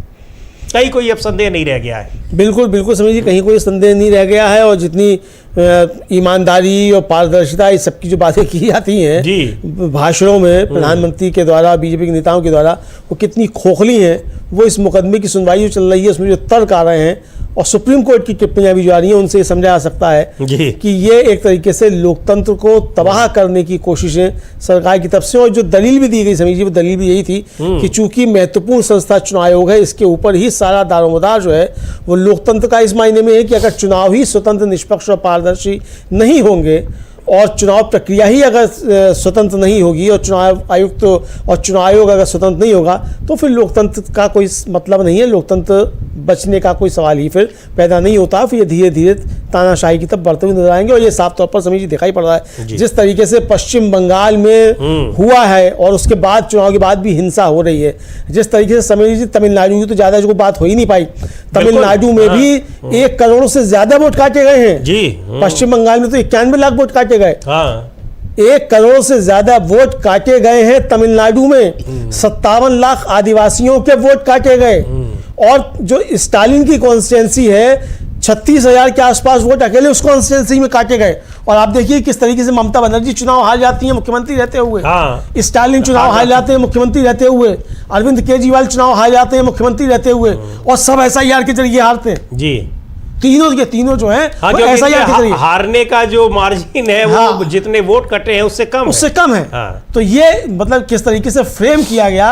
और इसीलिए मतलब ये हालांकि जो ये एक कानूनी दलील तो नहीं हो सकती है, ये जो उदाहरण है, लेकिन ये मंशा जो है सरकार की क्या है उसको बताने के लिए काफी है। बिल्कुल, उस मंशा को बताने के लिए काफी है। इसीलिए उस नियुक्ति प्रक्रिया पर सवाल उठ रहे हैं। जो नियुक्त किए गए हैं उनकी कार्यशैली पर सवाल उठ रहे हैं। यही तो है, पूरा विपक्ष कुछ भी कहता रहता है, उसको मुख्य चुनाव आयुक्त एक लाइन में कह देते हैं कि आप झूठ बोल रहे हैं, आप गलत कह रहे हैं, आप, और धमकी भी देते हैं कि आप हलफनामा देकर कहिए, आप शपथ पत्र देकर कहिए। ये सारी चीज़ें इसीलिए तो है, उनको किसी का खौफ नहीं है। चले जाएंगे तो कानून में उनको ऐसी इम्यूनिटी मिली है कि कोई कुछ कर नहीं सकता है। हालांकि कहा था राहुल गांधी ने ये तो कानून हम संशोधन कर देंगे, बदल देंगे, लेकिन जो लोग भी कुछ कर रहे हैं उनको बख्शा नहीं जाएगा। पर वो अपनी जगह है, वो एक अलग मुद्दा है, वो राजनीतिक मुद्दा है। यहाँ तो कानून को ही, संविधान को ही बिल्कुल ताक पर रख दिया गया था इस कानून को बनाते वक्त। बिल्कुल समझिए, इस कानून को बनाते वक्त संविधान को ही ताक पर रख दिया गया। और संविधान को ही ताक पर क्या रखा गया समीर जी, सब कुछ ताक पर रख दिया गया। और सबसे बड़ी बात यह, संविधान के साथ साथ इस देश के आवाम जो है उसके अधिकारों को ताक पर रख दिया गया। और अब जो पारीक साहब हैं वो कह रहे हैं कि संविधान के अनुच्छेद 14 का सिद्धांत यानी राजनीतिक दलों के साथ एक जैसा व्यवहार करना। और अनूप बर्नवाल ने यह बात उठाई कि यदि आपकी नियुक्ति होती है और आप स्वतंत्र नहीं है तो इसका परिणाम यह होगा कि आप मनमाने ढंग से काम करेंगे। स्वतंत्र रूप से भी यह अधिनियम अनुच्छेद 14 और 19 का उल्लंघन करता है। और यह दलील अभी थोड़ी देर पहले भी उन्होंने दी थी पारीक साहब ने, लेकिन फिर से उन्होंने ये दलील दी है कि भाई अनूप बर्नवाल मामला जो था उसमें अनूप बर्नवाल ने बात उठाई थी कि यदि आपकी नियुक्ति होती है और आप अगर स्वतंत्र नहीं हैं तो इसका परिणाम ये होगा कि आप मनमाने ढंग से काम करेंगे। और स्वतंत्र रूप से भी यह अधिनियम संविधान के अनुच्छेद 14 और 19 का उल्लंघन करता है। बिल्कुल, ये संविधान के 14 और 19 अनुच्छेद 14 और 19 का उल्लंघन करता है। दूसरी बात यह है कि जो संविधान का स्रोत है, लोकतांत्रिक व्यवस्था का स्रोत है, यानी देश की जनता, उस देश की जनता को वोट देने से ही रोक दे रहा है। और क्यों रोक दे रहा है?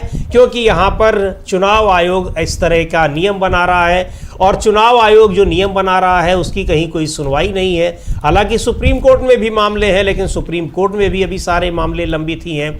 दूसरी ओर लॉजिकल डिस्क्रिपेंसी के तहत बता दिया है और उसके तहत 27 लाख नाम काट दिए, उसका कोई सुनवाई नहीं है, और बिना उतने नाम काट कर आपने चुनाव भी करा दिए। पूरी तरीके से ये जो मनमानी दिखाई पड़ रही है वो इसीलिए दिखाई पड़ रही है कि कानून बनाया ही इसीलिए गया था कि वो मनमानी कर सके वहाँ बैठे लोग, और किसके लिए मनमानी करें? जिन्होंने उनको बनाया है उनके लिए मनमानी करें, जो बार बार सत्ता में लौटे। बिल्कुल बिल्कुल समीर जी, आप ठीक कह रहे हैं। और पारीक साहब ने जो कहा कि मुख्य चुनाव आयुक्त और चुनाव आयुक्तों की नियुक्ति राजनीतिक दलों के प्रभाव से मुक्त रखी जानी चाहिए जी, और राजनीतिक मनमर्जियों से मुक्त रखा जाना चाहिए। ये कहते हुए संजय पारीक साहब जो सीनियर एडवोकेट PUCL की तरफ से उपस्थित हैं, उन्होंने अपनी बात समाप्त कर दी है अब। और अब देखते हैं कि अब किसकी तरफ से दलीलें आती हैं जी, याचिकाकर्ताओं की तरफ से ही कोई अन्य आता है या फिर अब सरकार की तरफ से कोई दलीलें पेश की जाती हैं, ये भी अभी हमको मालूम पड़ जाएगा। जी बिल्कुल। तो आखिर में जो अपनी बात खत्म करते हुए संजय पारीक ने कहा कि मुख्य चुनाव आयुक्त और चुनाव आयुक्तों की नियुक्तियां ये राजनीतिक उससे चीज़ों से मुक्त होनी चाहिए, राजनीति से मुक्त होनी चाहिए। यहाँ पर ऐसे लोग बैठे जो गैर राजनीतिक हो, और गैर राजनीतिक सिर्फ हो ही नहीं, उनको बनाने की प्रक्रिया भी गैर राजनीतिक हो। ये अलग बात है कि जो चाहे सत्ता पक्ष में बैठे लोग होंगे, विपक्ष में बैठे लोग होंगे, वो राजनीतिक दलों के लोग होंगे। लेकिन इसीलिए सुप्रीम कोर्ट ने व्यवस्था दी थी कि उसमें एक पैनल में एक सदस्य जो है वो चीफ जस्टिस ऑफ इंडिया भी होने चाहिए। तो कम से कम ये मनमाने तरीके से तो सरकार किसी को नहीं बना पाएगी। अमलेदु जी बिल्कुल बिल्कुल बिल्कुल समीर जी। और अब सीनियर एडवोकेट शादान फरासत जो हैं जी, वो उपस्थित हुए हैं, वो भी याचिकाकर्ताओं की तरफ से हैं। और शादान फरासत ने अपने तर्क रखना प्रस्तुत करना शुरू कर दिया है। और फरासत साहब का कहना है कि ये मामला जो है संवैधानिकता के आधार पर अधिनियम की धारा 7 और 8 के लिए एक क्लासिक चुनौती है। अनूप बरनवाल मामले की प्रासंगिकता यह है कि यह मुख्य चुनाव आयुक्तों और चुनाव आयुक्तों की नियुक्ति की प्रक्रिया के संबंध में संवैधानिक कानून का एक ठोस नियम निर्धारित करता है। यहाँ से कहना, अपनी बात शुरू करना शादान फरासत साहब ने शुरू किया है। तो अब इनकी दलीलें अब शुरू होंगी शादान फरासत की, और वो अपनी बात समीर जी आगे रख रहे हैं और महत्वपूर्ण बात को रख रहे हैं। और वो इसका सारा बता रहे हैं कि क्या किस प्रक्रिया से इसको कानून को बनाया गया और ये प्रक्रिया किस तरीके से ठीक नहीं है, ये शादान फरासत साहब कह रहे हैं। और फरासत साहब कह रहे हैं कि धारा जो 8 और 7 है इस अधिनियम की, उसका हवाला देते हुए कि इसमें कहा गया है कि संवैधानिक मूल नियम का पालन करने की प्रक्रिया संसद के कानून के माध्यम से होगी। और तीसरी बात यह कही गई कि जब तक संसद वह कानून लेकर नहीं आती तब तक के लिए यहाँ एक अंतरिम व्यवस्था है। ये जो अनूप बरनवाल मामला था, बिल्कुल अंतरिम व्यवस्था वही जो CGI और उसमें की बात थी, जिसको बाद में कानून बनाकर हटा दिया गया। तो वो कह रहे हैं कि अनूप बरनवाल मामले में जो था उसमें ये बात कही गई थी, और इसमें ये कहा गया था कि संवैधानिक मूल नियम का पालन करने की प्रक्रिया जो है वो संसद के कानून के माध्यम से होगी। और ये अनूप बरनवाल का मामले में समीर जी यही कहा गया था कि स्वतंत्र और निष्पक्ष होना चाहिए चुनाव आयोग, ये होना चाहिए और दिखना भी चाहिए। और यहाँ यही कहा जा रहा है कि उसमें जो आदेश दिया गया था, उस आदेश के पलट ये कानून लेकर आया गया। जी हाँ, कि वो स्वतंत्र और निष्पक्ष है ही नहीं, और वो दिखे भी है भी नहीं, और उसको दिखा भी रहे हैं। तो अच्छा, ये भी दूसरे जब आप नियुक्ति कर रहे हैं तो उसमें आप और स्पष्ट कर दे रहे हैं। तीसरे वो जब वहां पर नियुक्ति के बाद वहां बैठे हुए जो लोग हैं वो उसको और भी स्पष्ट कर दे रहे हैं। बिल्कुल कि हम क्या कर रहे हैं, कैसे कर रहे हैं और क्यों कर रहे हैं। हाँ जी, तो बिल्कुल। और आगे भी शादान फरासत जो अपनी बात रख रहे हैं, बहुत मजबूती के साथ बात रख रहे हैं, बहुत महत्वपूर्ण पॉइंट्स जो वो रख रहे हैं। वो बिल्कुल कह रहे हैं कि वे यह बिल्कुल साफ कर देते हैं कि गैर कार्यकारी सदस्यों वाली चयन समिति मुख्य नियम है। एक बार जब संवैधानिक नियम बन जाता है तो यह एक सीमा तय कर देता है और कहता है कि सीमा के नीचे विधायिका जो चाहे कर सकती है, लेकिन आप उस संवैधानिक सीमा को पार नहीं कर सकते। यानी आपको संवैधानिक सीमा के अंदर ही आपको रहना होगा, और ये कानून जो है वो संवैधानिक सीमा को पार कर रहा है एक तरीके से, बिल्कुल ये दलील है। और कानून पार कर रहा है, कानून के तहत जिनको मुख्य चुनाव आयुक्त बनाया गया है वो तो बिल्कुल पार कर रहे हैं। वो तो ये कह रहे हैं कि ये न्यू इलेक्शन कमीशन है, यानी वो न्यू इलेक्शन कमीशन कुछ भी कर सकता है, केवल और केवल एक चीज को दिखाते रहते हैं कि वो सरकार के कितने वफादार हैं और विपक्ष को कुछ नहीं समझते हैं। एक लोकतांत्रिक व्यवस्था में जहां संसदीय प्रक्रिया अपनाई जाती हो, वहां विपक्ष के नेताओं को इस तरीके से उनके साथ व्यवहार करना, ये किसी भी संवैधानिक संस्था के शीर्ष पर बैठे व्यक्ति से उम्मीद कहीं नहीं की जा सकती है।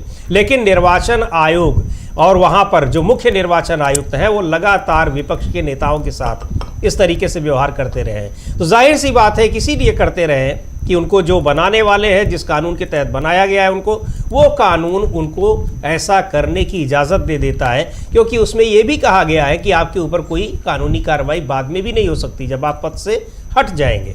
बिल्कुल बिल्कुल। और जो एक व्यवस्था का प्रश्न उठाया है जी एडवोकेट शादान फरासत ने, वो काफ़ी महत्वपूर्ण है। और वो कह रहे हैं कि ये विवादित अधिनियम जो है स्वयं मुख्य नियम यानी मूल नियम का ही उल्लंघन करता है, जब यह कार्यपालिका के 2 सदस्यों को इसमें शामिल करता है और कार्यपालिका को ही बहुमत का नियंत्रण सौंप देता है। हाँ, जी हाँ।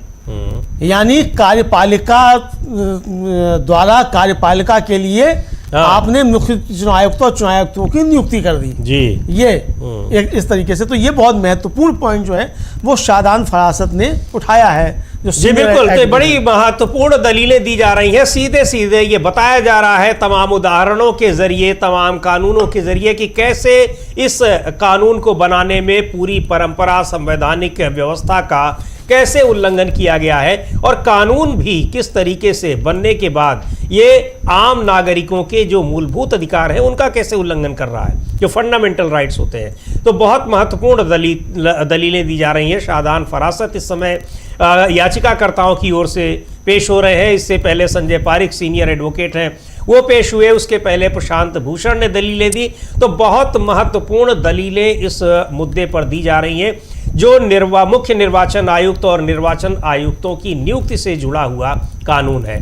मांग की जा रही है कि इस कानून को रद्द कर दिया जाए, क्योंकि मुख्य चुनाव आयुक्त और चुनाव आयुक्तों की नियुक्ति राजनीतिक मनमानी से परे होनी चाहिए। पर यह जो कानून बनाया गया है ये पूरी तरीके से राजनीतिक मनमानी को एक एस्टैब्लिश करता है, इसलिए इसको रद्द कर देना चाहिए। बिल्कुल बिल्कुल बिल्कुल समीर जी, इसको रद्द कर देना चाहिए। और वो फरासत साहब कह रहे हैं कि जो संविधान का अनुच्छेद 324 है वो निश्चित तौर पर राष्ट्रपति को नियुक्ति का अधिकार देता है, लेकिन इसका तात्पर्य ये कतई नहीं है कि आप कार्यपालिका को ही पूरा अधिकार प्राप्त हो जाएगा और संविधान के आप नियमों का उल्लंघन करेंगे। ये उनका कहना है शादान फरासत का। उन्होंने अपनी बात आगे रखते हुए कहा समीर जी कि अनुच्छेद 324 राष्ट्रपति को नियुक्ति करने की शक्ति देता है। अनूप बर्नवाल का कहना है कि इसका मतलब यह नहीं हो सकता है कि इसमें कार्यपालिका का वर्चस्व हो गया। अनूप बर्नवाल का मतलब कि अनूप बर्नवाल मामले में सुप्रीम कोर्ट का कहना है। जी हाँ, उसके इसका जिक्र बार-बार हो रहा है। और फरासत कहते हैं कि संविधान के अनुसार ही अनुच्छेद 324(2) के तहत यह शक्ति राष्ट्रपति के पास थी। यदि अनूप बर्नवाल के फैसले के जरिए उस शक्ति को ही इस तरह सीमित कर दिया गया है कि उसमें कार्यपालिका का वर्चस्व नहीं हो सकता, तो फिर कानून द्वारा ठीक वैसा ही काम किए जाने का सवाल ही कहाँ उठता है। संविधान की मांग यह है कि मुख्य चुनाव आयुक्त की नियुक्ति एक स्वतंत्र प्रक्रिया के माध्यम से की जानी चाहिए। अनूप बर्नवाल के फैसले के जरिए चुनाव आयोग की नियुक्ति की प्रक्रिया पर कुछ मूल्यों पर ठोस सीमाएं तय की गई हैं। ये कहना है शादान फरासत साहब का, जो कि सीनियर एडवोकेट हैं और याचिकाकर्ताओं की तरफ से उपस्थित हुए हैं। जी बिल्कुल, वो यही बता रहे हैं कि जब इसमें एक रूलिंग दी थी एक सुप्रीम कोर्ट ने कि आपको एक इस तरह का कानून बनाइए जिसमें कि 3 अलग अलग संस्थाओं के लोग हों, अलग अलग दिखाई पड़े, यानी उस पैनल के जरिए जो नियुक्ति होगी वो ऐसा नहीं दिखाई पड़ेगा कि किसी ये सीधे सीधे कार्यपालिका की ओर से नियुक्त व्यक्ति है। लेकिन उसको खारिज कर दिया सरकार ने। सरकार ने जो कानून बनाया वो पूरी तरीके से एस्टेब्लिश करता है कि निर्वाचन आयुक्त और मुख्य निर्वाचन आयुक्त वही व्यक्ति बन सकते हैं जिसको कार्यपालिका का प्रमुख यानी प्रधानमंत्री जिसको चाह रहे हैं सीधे सीधे, क्योंकि इसमें पैनल में जो 3 लोग होंगे, एक प्रधानमंत्री होंगे और दूसरे प्रधानमंत्री की कैबिनेट के कोई दूसरे मेंबर होंगे, तीसरा व्यक्ति जो होगा वो लोकसभा में नेता प्रतिपक्ष होगा। जाहिर सी बात है कि लोकसभा में नेता प्रतिपक्ष अकेला रहकर उसमें क्या काम करेगा, 2 लोगों का बहुमत किसी को भी नियुक्त कर देगा। बिल्कुल बिल्कुल समीर जी, आप ठीक कह रहे हैं कि 2 लोगों का बहुमत, और ये कहा भी गया वही बात हो रही बार बार यही बात दोहराई जा रही है कि आपने इस तरीके से कानून बना दिया कि जब कार्यपालिका जो है वही तय कर लेगी, और एक गैर कहा जाए कि कार्यपालिका संस्था जो एक संवैधानिक संस्था जो है वो पूरी तरीके से कार्यपालिका के शिकंजे में चली जाएगी। यानी समीर जी की दरोगा भी तुम और जज भी तुम। हाँ मतलब जो देसी भाषा में बिल्कुल बिल्कुल, हाँ, कि दरोगा भी तुम और जज भी तुम। तो दरोगा जी ने ही मुकदमा कायम किया और दरोगा जी ने सजा सुना दी। हाँ, बिल्कुल वैसे ही जैसे वो आजकल होता है, हाँ, उत्तर प्रदेश में खासतौर पर एनकाउंटर होता है, हाँ, कि वो सीधे सीधे वही तय कर लेते हैं किसी ने अपराध किया है, और वही तय कर लेते हैं कि इसको सजा क्या दी जानी है, यानी फुल होना है कि हाफ होना है। और बुलडोजर भी वही चला देते हैं, बुलडोजर भी वही चला देते हैं, सब कुछ वही तय कर देते हैं। न्यायपालिका का कोई मतलब नहीं रह गया है। हालांकि उस मामले को लेकर भी सुप्रीम कोर्ट में बहुत सारी याचिकाएं आई, बहुत सारे सवाल भी सुप्रीम कोर्ट ने उठाए, लेकिन ये पूरी की पूरी कार्रवाइयां जो है ऐसे ही चल रही हैं, उन पर कोई फर्क नहीं पड़ा है, बल्कि उसका अनुकरण दूसरे राज्यों की भी सरकारें करने लगी हैं। बहरहाल यहाँ जो मामला चल रहा है, तो अभी शादान फरासत की दलीलें चल रही हैं जो कि याचिकाकर्ताओं की ओर से पेश हुए हैं, और ये दलीलें बार बार यही दी जा रही हैं कि क्यों ये कानून असंवैधानिक है और इसको क्यों रद्द किया जाना चाहिए। बिल्कुल बिल्कुल समीर जी, ये कानून क्यों रद्द किया जाना चाहिए, और इस पर जो शादान फरासत हैं वो एक महत्वपूर्ण बात कह रहे हैं। और शादान फरासत का कहना है कि ऐसे कई उदाहरण हैं जहां आपकी लॉर्डशिप किसी मूल दोष और प्रक्रियागत दोष की ओर इशारा करती है, और संसद केवल प्रक्रियागत दोष को ही ठीक करती है जी, और आपके लॉर्डशिप उन्हें वापस भेज देते हैं। ऐसा पहली बार नहीं हुआ है, यानी आपने पहले भी कई कानून निरस्त करके फिर से संसद को भेज दिए कि इसमें प्रक्रियागत खामियां हैं, और संसद केवल प्रक्रियागत दोष को ही ठीक करती है जी। तो यानी ये संविधान के मूल ढांचे पे जो हमला है, उसको संसद भी ठीक नहीं कर सकती है। तो संसद का जो मूल ढांचा है वो बरकरार रहना चाहिए। ये क्रिस्टल एंड क्लियर आदेश है। खासतौर से केशवानंद भारती का जो मामला है उसमें सुप्रीम कोर्ट की 13 जजों की संविधान पीठ का 7-6 के बहुमत से ये स्पष्ट फैसला है। बिल्कुल, संविधान का मूल ढांचा नहीं बदला जा सकता। प्रशांत भूषण ने यही कहा कि इस कानून में संविधान के मूल ढांचे पर प्रहार किया गया है, क्योंकि उसमें इसके जरिए जो नागरिकों के मूल अधिकार हैं वो मूल अधिकार प्रभावित होते दिखाई पड़ रहे हैं साफ तौर से। तो महत्वपूर्ण दलीलें हैं, और मूल ढांचे को तय करने का अधिकार भी सुप्रीम कोर्ट के पास है। वही ये देख सकता है, बता सकता है और फाइनल डिसीजन ले सकता है कि कहाँ संविधान का मूल ढांचा प्रभावित हो रहा है, कैसे ये कानून पक्ष की ओर से वकील होंगे, उनकी तरफ से भी आएंगी। पर जो दलीलें यहाँ पर याचिकाकर्ताओं की ओर से दी जा रही हैं बहुत ही मजबूत दलीलें हैं, और ये मांग की जा रही है कि इस कानून को रद्द कर दिया जाए। बिल्कुल बिल्कुल समीर जी, इस कानून को रद्द करने की ही मांग हो रही है, और ये बताया जा रहा है कि ये कानून जो है किस तरीके से संविधान का उल्लंघन करता है, मौलिक अधिकारों का उल्लंघन करता है, और एक तरीके से कहा जाए कि देश को तानाशाही की ओर धकेलने वाला ये कानून जी है, और इसके जरिए तानाशाही आएगी। संवैधानिक तरीके से तानाशाही लाने का ये इंतजाम किया जा रहा है, ये दलीलें दी जा रही हैं। सुप्रीम कोर्ट भी इन दलीलों से फिलहाल तो सहमत होता हुआ नजर आ रहा है जी। अब बाद में क्या देखा जाएगा कि ये कितना इससे सहमत हो पाता है समीर जी। बिल्कुल, चूंकि ये सारी की सारी पूरी जो लोकतांत्रिक व्यवस्था है वो डिपेंड करती है चुनाव पर। चुनाव की व्यवस्था देखने वाली संस्था चुनाव आयोग है, और चुनाव आयोग में बैठे हुए जो उसके जो शीर्ष पर बैठे हुए लोग हैं वो है मुख्य चुनाव आयुक्त और दूसरे चुनाव आयुक्त।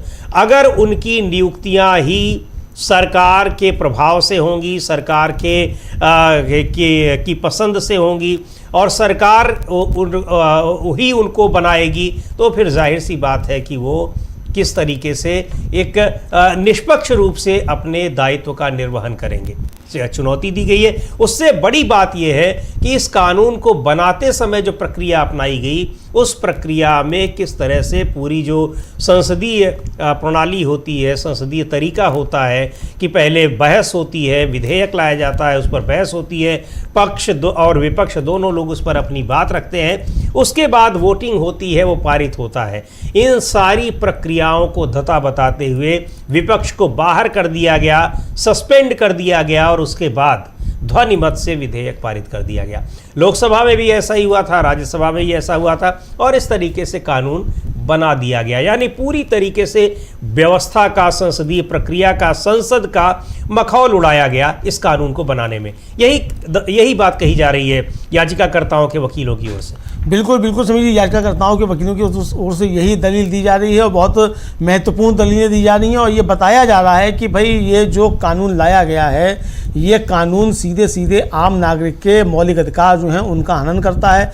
और सबसे बड़ी बात ये है कि जो मतदाता का मताधिकार था उसके ऊपर ही ये सवाल खड़े कर देता है, चूंकि अगर चुनाव आयोग ही निष्पक्ष और स्वतंत्र नहीं होगा जी, तो फिर ये चुनावी प्रक्रिया निष्पक्ष नहीं होगी। और अगर चुनावी प्रक्रिया निष्पक्ष नहीं होगी तो फिर लोकतंत्र का मतलब क्या रह जाएगा? संविधान तो अपने आप ही ध्वस्त हो जाएगा, उसको ध्वस्त करने की आवश्यकता ही नहीं रह जाएगी कि कोई कानून लाकर संविधान को खत्म किया जाए। धीरे धीरे ऐसे ही खोखला होता चला जाएगा। और ये कानून जो है लोकतंत्र को खोखला करने की दिशा में एक बड़ा कदम जो है ये इस कानून के जरिए इस सरकार ने उठाया है। ये दलीलें याचिकाकर्ताओं की तरफ से समीजी दी जा रही है। जी बिल्कुल, कहा भी गया, प्रशांत भूषण ने ही कहा शायद कि ये कोई लोकतंत्र एक दिन में खत्म नहीं होता। हंसारिया ने कहा, हाँ जी हाँ, हंसारिया ने कहा था कि ये एक दिन में नहीं खत्म होता। ऐसे ही संस्थाओं को धीरे धीरे कमजोर करके, उनको खत्म करके फिर लोकतंत्र फिर खत्म हो जाएगा। तो ये उसी की एक तरीके से उसी दिशा में एक बड़ा कदम है जो ये कानून बनाया गया है। और जिस तरीके से ये कानून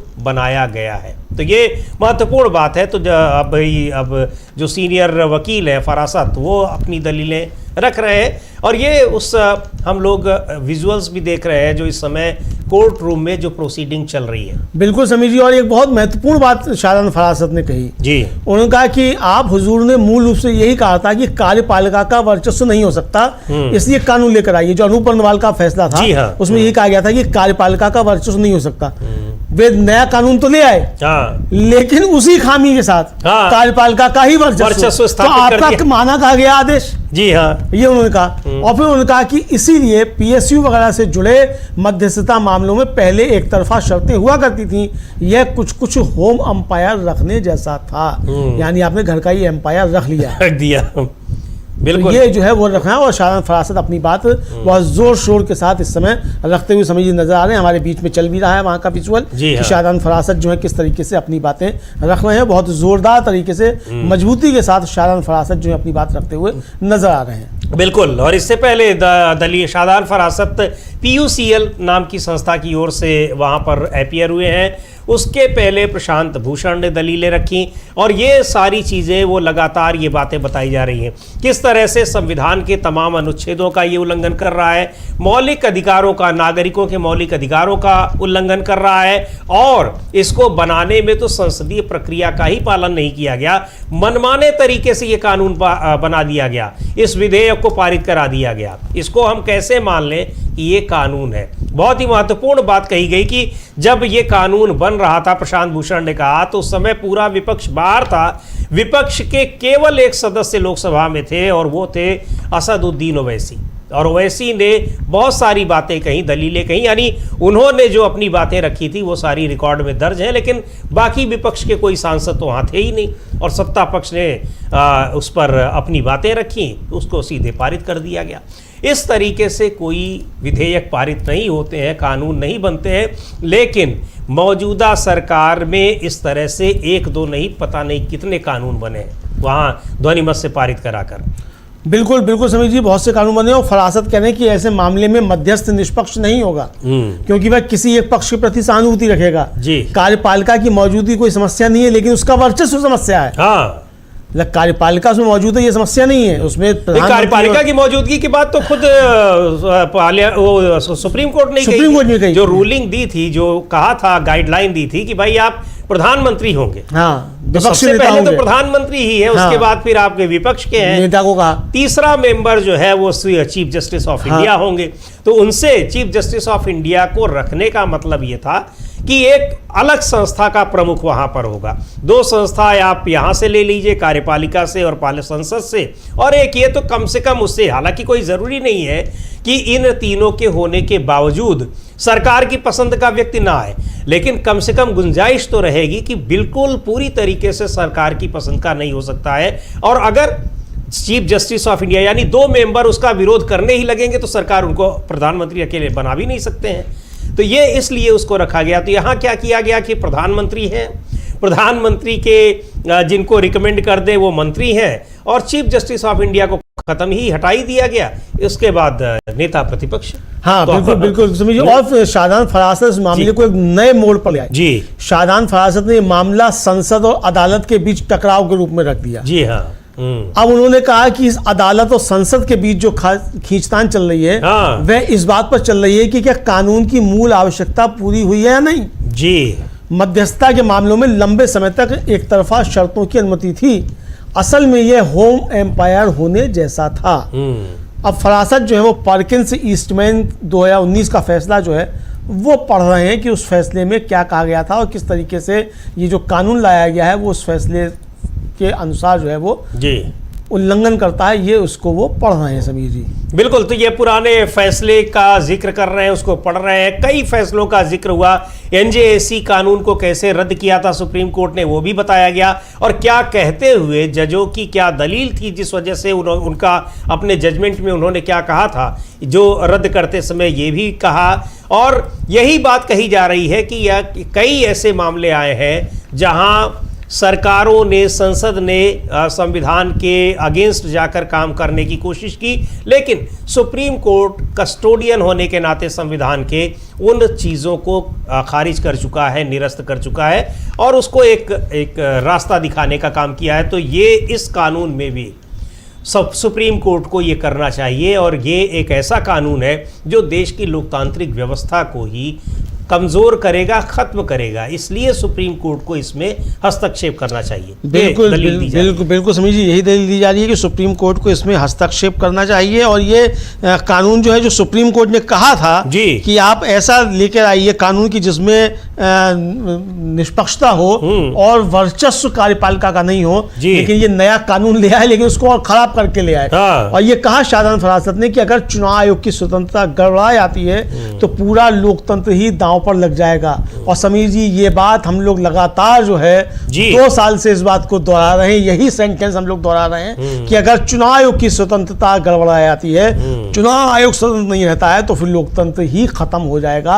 और यही बात शाहजहां फरासत जो है आज सुप्रीम कोर्ट के सामने अपना पक्ष रखते हुए कह रहे हैं कि अगर चुनाव आयोग की स्वतंत्रता गड़बड़ा जाती है तो पूरा का पूरा लोकतंत्र ही दांव पर लग जाएगा। बिल्कुल, अब देखते हैं क्या कुछ होता है, लेकिन बहुत ही महत्वपूर्ण दलीलें और बहुत मजबूत दलीलें दी जा रही हैं इस कानून के खिलाफ, जो कानून जिसके तहत मुख्य निर्वाचन आयुक्त और निर्वाचन आयुक्तों की नियुक्ति की जाती है और की गई है।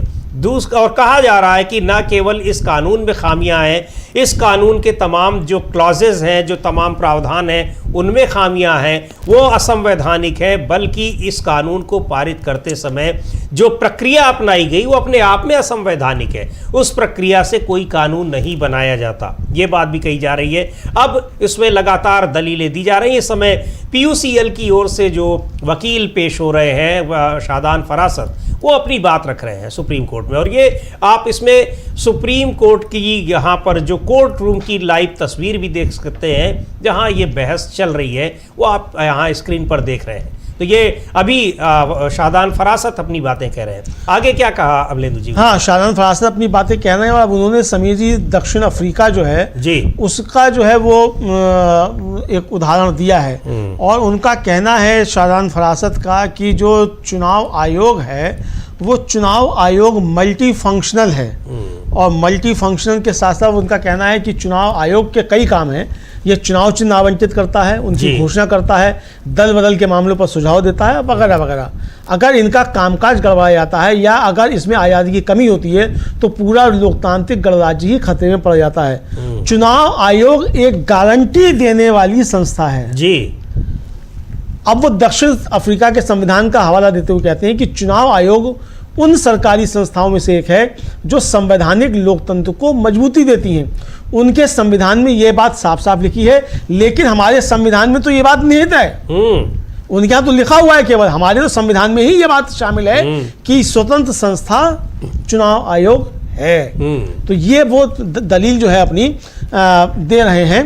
चुनाव आयोग स्वतंत्र संस्था है, और जो हम भी थोड़ी देर पहले आप जिक्र कर रहे थे कि TN शेषन का, उन्होंने तो कहा था कि भाई मैं कोई सरकार का नुमाइंदा नहीं हूं, मैं जिस संवैधानिक व्यवस्था के तहत सरकार बनी है उसी संवैधानिक व्यवस्था के तहत मैं भी हूं, और उसी संवैधानिक व्यवस्था के तहत उसी तरीके से देश की सुप्रीम कोर्ट भी है, तो मैं सरकार के हिसाब से क्यों चलूं।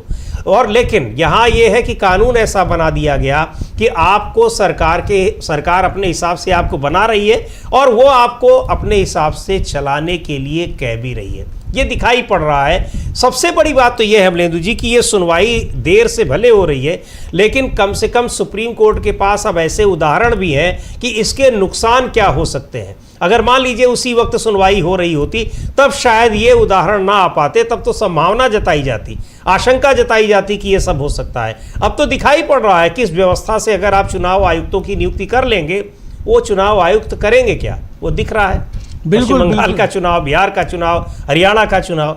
बिल्कुल बिल्कुल बिल्कुल समीर जी, और ये जो कहना है कि जो शाहजान फरासत हैं उनका कहना है कि भाई चुनाव आयोग जो है वो स्वतंत्र होना चाहिए, और इतना स्वतंत्र होना चाहिए कि आयोग में कम से कम 3 सदस्य होंगे और ज़्यादा से ज़्यादा की कोई सीमा नहीं है।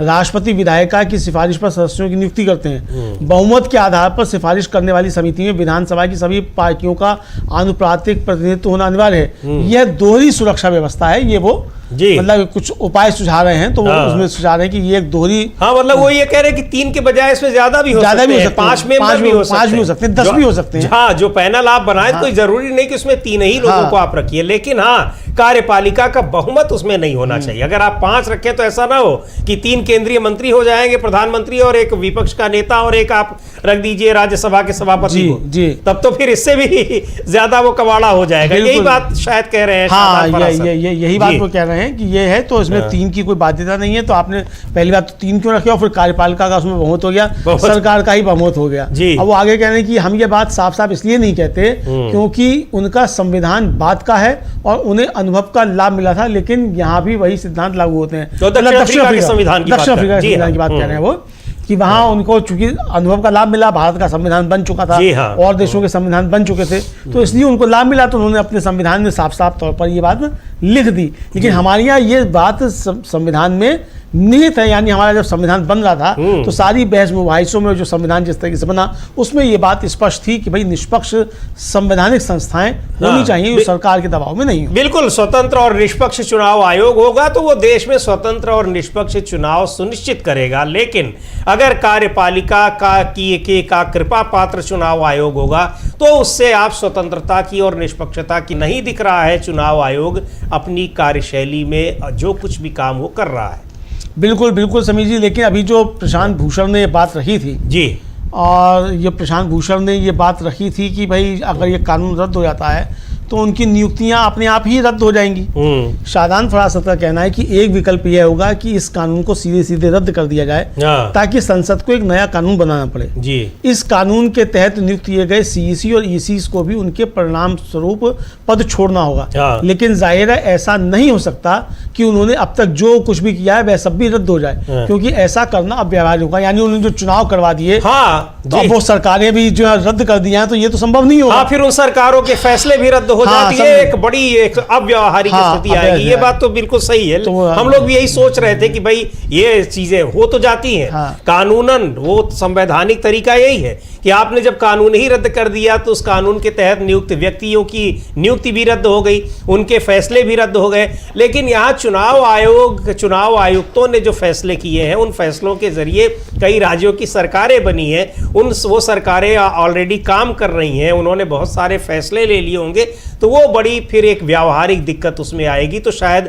ऐसी स्थिति में उन चीजों को न रद्द करना पड़े। मेरे ख्याल से उनके कहने का यही उनके कहने का तात्पर्य होगा समीर जी, कि भाई वो परिस्थितियां पैदा ना हो तो ऐसा रास्ता निकाला जाए कि ये कानून भी निरस्त हो जाए और ये मुख्य चुनाव आयुक्त और चुनाव आयुक्त जो है ये भी अपने घर को जाएं और नए सिरे से जो है वो नियुक्तियां हो और नए सिरे से कानून जो है बने, सरकार को समय सीमा दी जाए। मैं समझता हूँ ये उनका कहेंगे भी शायद वो कि भाई 2 महीने के अंदर या 3 महीने के अंदर सरकार इस तरीके का कानून बनाकर लाए और इस कानून को निरस्त किया जाए, और जब तक कि नया कानून नई नियुक्तियां नहीं बन जाती हैं तब तक। लेकिन अगर एक बात है अमलेंदु जी, अगर इस समय फैसला आता है तो मुझे लगता है कि हाल फिलहाल में जो कानून बने हैं, जो चुनाव हुए हैं, खासतौर पर अगर पश्चिम बंगाल का जो चुनाव हुआ है, सबसे ज्यादा आपत्तियां इस चुनाव पर हैं, तो इस चुनाव को हमको लगता है कि ये रद्द किया जा सकता है। हाँ, ये तो रद्द किया। मान लीजिए महाराष्ट्र के नतीजे, वहां सरकार चल रही है, लंबा समय हो गया है, और हरियाणा में समय हो गया है, पर यहां तो अभी सरकार ने काम संभाला भी नहीं है। हाँ, बिल्कुल काम संभाला भी नहीं है अभी तो। और समीर जी, अभी तो यहाँ कोई व्यावहारिक दिक्कत नहीं है, कोई व्यावहारिक दिक्कत नहीं है अभी तो। जिस प्रक्रिया के तहत ये चुनाव हुए हैं उसको लेकर ही सवाल है। जी हाँ भाई, अगर 27 लाख मतदाता जो हैं वो इस स्थिति में हैं, जो अपने कागज लेके खड़े हैं और उनके बारे में यही नहीं पता कि वो अभी मतदाता हैं भी कि नहीं है, और आपने चुनाव करवा दिया। और वो जो कुल मिला के सत्ता पक्ष और विपक्ष के बीच अंतर है वोटों का, वो 24 लाख है। बिल्कुल, तो 3 लाख तो ऐसी हो, तो इसमें सरकार बन कैसे गई? तो ये सवाल उठते हैं। तो इसलिए वो यहाँ वो प्रक्रिया वाला जो है लोचा जो है वो यहाँ नहीं है। तो पश्चिम बंगाल और तमिलनाडु के तो चुनाव निरस्त हो ही सकते हैं, असम का भी निरस्त हो सकता है, तो ये चुनाव निरस्त हो सकते हैं। लेकिन वो कह रहे हैं फरासत कि एक अंतरिम व्यवस्था बनानी होगी।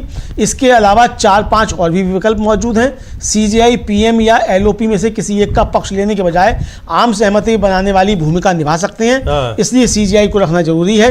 यह भी कहा जा सकता है कि फैसला बहुमत के बजाय सर्वसम्मति से होना चाहिए, ऐसी कई संभावना है। ये बहुत महत्वपूर्ण जी, ये बहुत महत्वपूर्ण। अच्छा, एक चीज और मैं अभी यही सोच रहा था कि जो फरासत ने ये पॉइंट रखा है कि उनका जो उनके किए हुए काम है, यानी जो जहां पर चुनाव हो चुके हैं उनके किए हुए काम का मतलब मुख्य रूप से वही है, वो काम उनमें व्यावहारिक दिक्कतें आ सकती हैं, इसलिए उसको बख्शा जा सकता है। हमें लगता है कि शायद जजेस के सामने भी ये स्थिति जब आती तो वो हो सकता है कि ये आधार बना सकते थे कि ऐसे में क्या किया जाए, तो पहले ही उस चीज को लाकर रख दिया उन्होंने, शाहदान फरासत ने, कि जो व्यावहारिक दिक्कतें जहां पर हैं उसको इग्नोर किया जा सकता है, लेकिन जो आगे के लिए भी और अभी के लिए भी जो खतरा है उस चीज को तो रद्द करने में कोई दिक्कत नहीं है। बिल्कुल। अच्छा, अब यहाँ एक और महत्वपूर्ण जो है वो सुझाव दे दिया है जस्टिस दीपांकर दत्ता ने, और उनका कहना है कि जो तीसरे सदस्य की नियुक्ति है, यानी पीएम और स्पीकर के इनके नेता विपक्ष के अलावा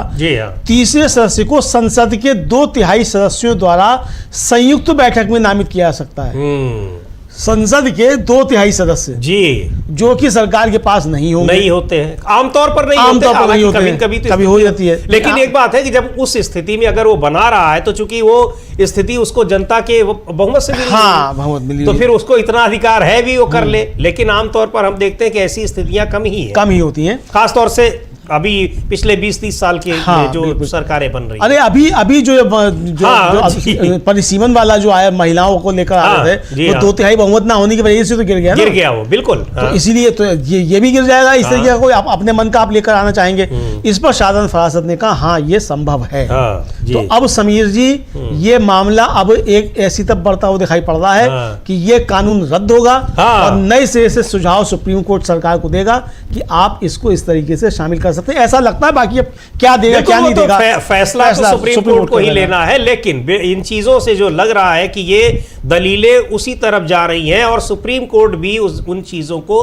समझ रहा है, उनसे सहमत दिखाई पड़ रहा है, इसलिए हम ये उम्मीद कर सकते हैं कि शायद इस कानून को रद्द कर दे और एक दूसरा कानून लाने के लिए कहे सरकार को, और उसकी वो एक गाइडलाइन भी तय कर दे, यानी आप दिशा बता दे। वो कोई उसको निर्देशित नहीं कर सकता है, लेकिन एक रास्ता बता सकता है कि ऐसा कानून आप ला सकते हैं। यानी उसका मकसद ये होगा कि कैसा भी कानून लाइए, कैसा भी पैनल आप बनाइए, उसमें कार्यपालिका से मतलब है कि सरकार का बहुमत उसमें ना, बिल्कुल उसमें सरकार का नहीं हो। और अब जो ये बहस अभी चल रही थी, जो शाहदान फरासत अपना पक्ष रख रहे थे, तो इस पर शाहदान फरासत ने कहा कि भाई जस्टिस दत्ता ने जो है ये पूछा कि क्या सीजीआई को शामिल करना कोई समस्या है। अगर सीजीआई को पीएम और एलओपी के बीच किसी एक का पक्ष चुनना पड़े तो ये शायद सही नहीं हो। आपके लॉर्डशिप को इस पर विचार करना होगा कि फैसला सर्वसम्मति से होना चाहिए, ना कि बहुमत से। ये फरासत ने रखा इस बात को।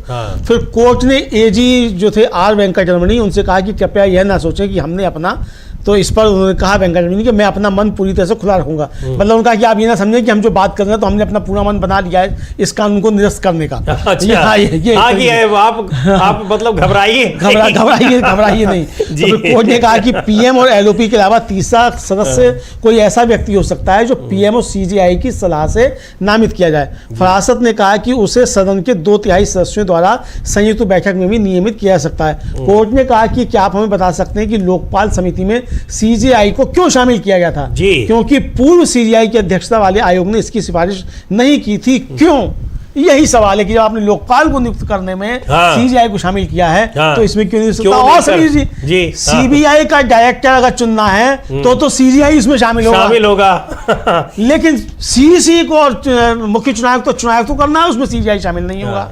तो ये तो एक सवाल है। तो यही लोग जस्टिस दत्ता पूछ रहे हैं, कोर्ट पूछ रहा है कि भाई लोकपाल समिति में सीजीआई को क्यों शामिल किया गया था, जबकि इससे पहले सीजीआई की अध्यक्षता वाले आयोग ने इसकी कोई सिफारिश नहीं की थी। क्यों?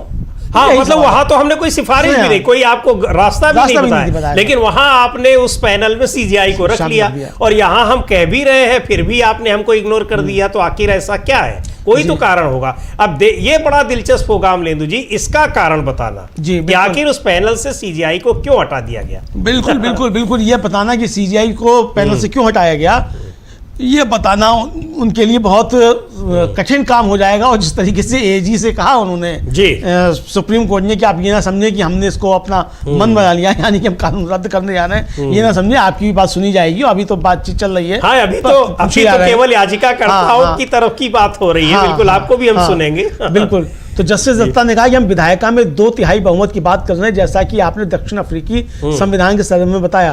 फरासत ने कहा कि वहां साधारण बहुमत की शर्त है। कभी कभी संसदीय लोकतंत्र में यह कहा जा सकता है कि विधायिका ही असल में कार्यपालिका का ही एक छिपा हुआ रूप है, क्योंकि संसद में स्पष्ट रूप से उन्हीं का बहुमत होता है। साधारण बहुमत का मतलब कार्यपालिका भी हो सकता है। इसलिए योर लॉर्डशिप सही कह रहे हैं कि यह 2/3 बहुमत बनाम कार्यपालिका का मामला है। तो फरासत ने कहा कि 2/3 बहुमत ही असल विधायिका है, जिसमें आपको दूसरे पक्ष का समर्थन भी चाहिए होता है। एक और तरीका भी है, इसमें केवल प्रधानमंत्री और विपक्ष के नेता शामिल हो सकते हैं और उन्हें किसी एक ऐसे व्यक्ति के नाम पर सहमत होना होगा। वे केवल उसी व्यक्ति के नाम पर सहमत होंगे जिसके बारे में उन दोनों को भरोसा है कि वह उनके साथ निष्पक्ष व्यवहार करेगा। यानी तीसरे व्यक्ति की जरूरत ही नहीं है, केवल नेता सदन और नेता विपक्ष, यानी प्रधानमंत्री और नेता विपक्ष जो है, केवल ये दो ही लोग हों और सर्वसम्मति से फैसला हो।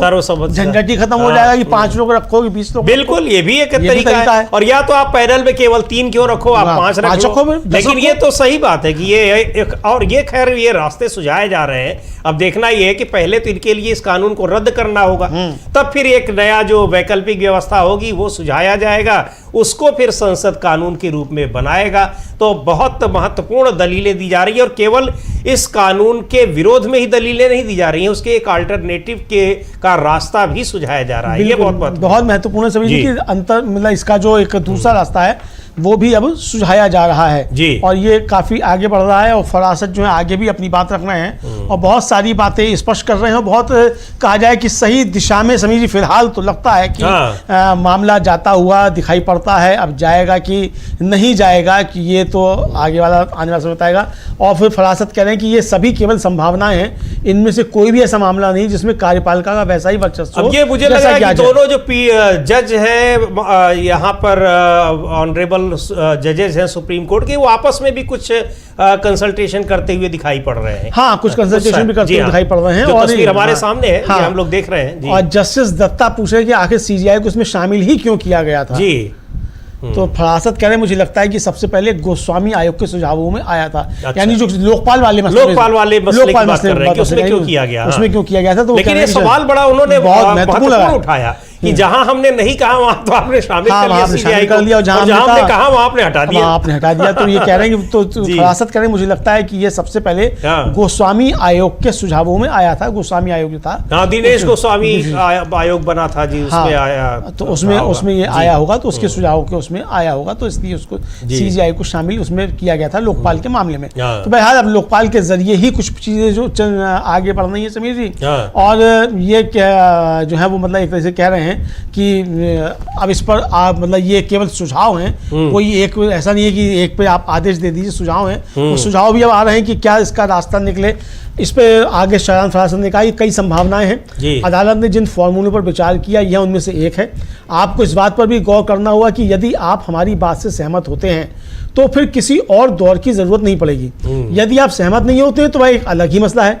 यह कानून संविधान की सीमा रेखा के बाहर है जी, और आप इसे रद्द कर दें और इस बीच हमें कोई ऐसा उपाय करें जो व्यवहारिक रूप से कारगर हो। बिल्कुल, ये महत्वपूर्ण है कि ये भाई ये तो कतई संवैधानिक नहीं, इसको तो रद्द करना ही होगा, करना ही चाहिए। इसके बाद आप कोई वैकल्पिक व्यवस्था करें और वो उस वैकल्पिक व्यवस्था में ये सुनिश्चित किया जाए कि उसमें सरकार का बहुमत ना हो। ये बहुत महत्वपूर्ण है। तो समीर जी, अब यहाँ एक बड़ी खबर ये बनती है कि अगर शाहजहां फरासत जो मांग कर रहे हैं, सुप्रीम कोर्ट अभी तक उनकी बातों से सहमत होता हुआ नजर आता है जी। अगर सुप्रीम कोर्ट ये आदेश दे देता है कि ये कानून रद्द किया जाता है तो ज्ञानेश कुमार सीईसी नहीं रहेंगे, मुख्य चुनाव आयुक्त नहीं रहेंगे, बंगाल का चुनाव उनका आखिरी चुनाव साबित हो सकता है और उसके बाद सुप्रीम कोर्ट कोई नई व्यवस्था दे सकता है जब तक कि नया कानून नहीं बन जाता।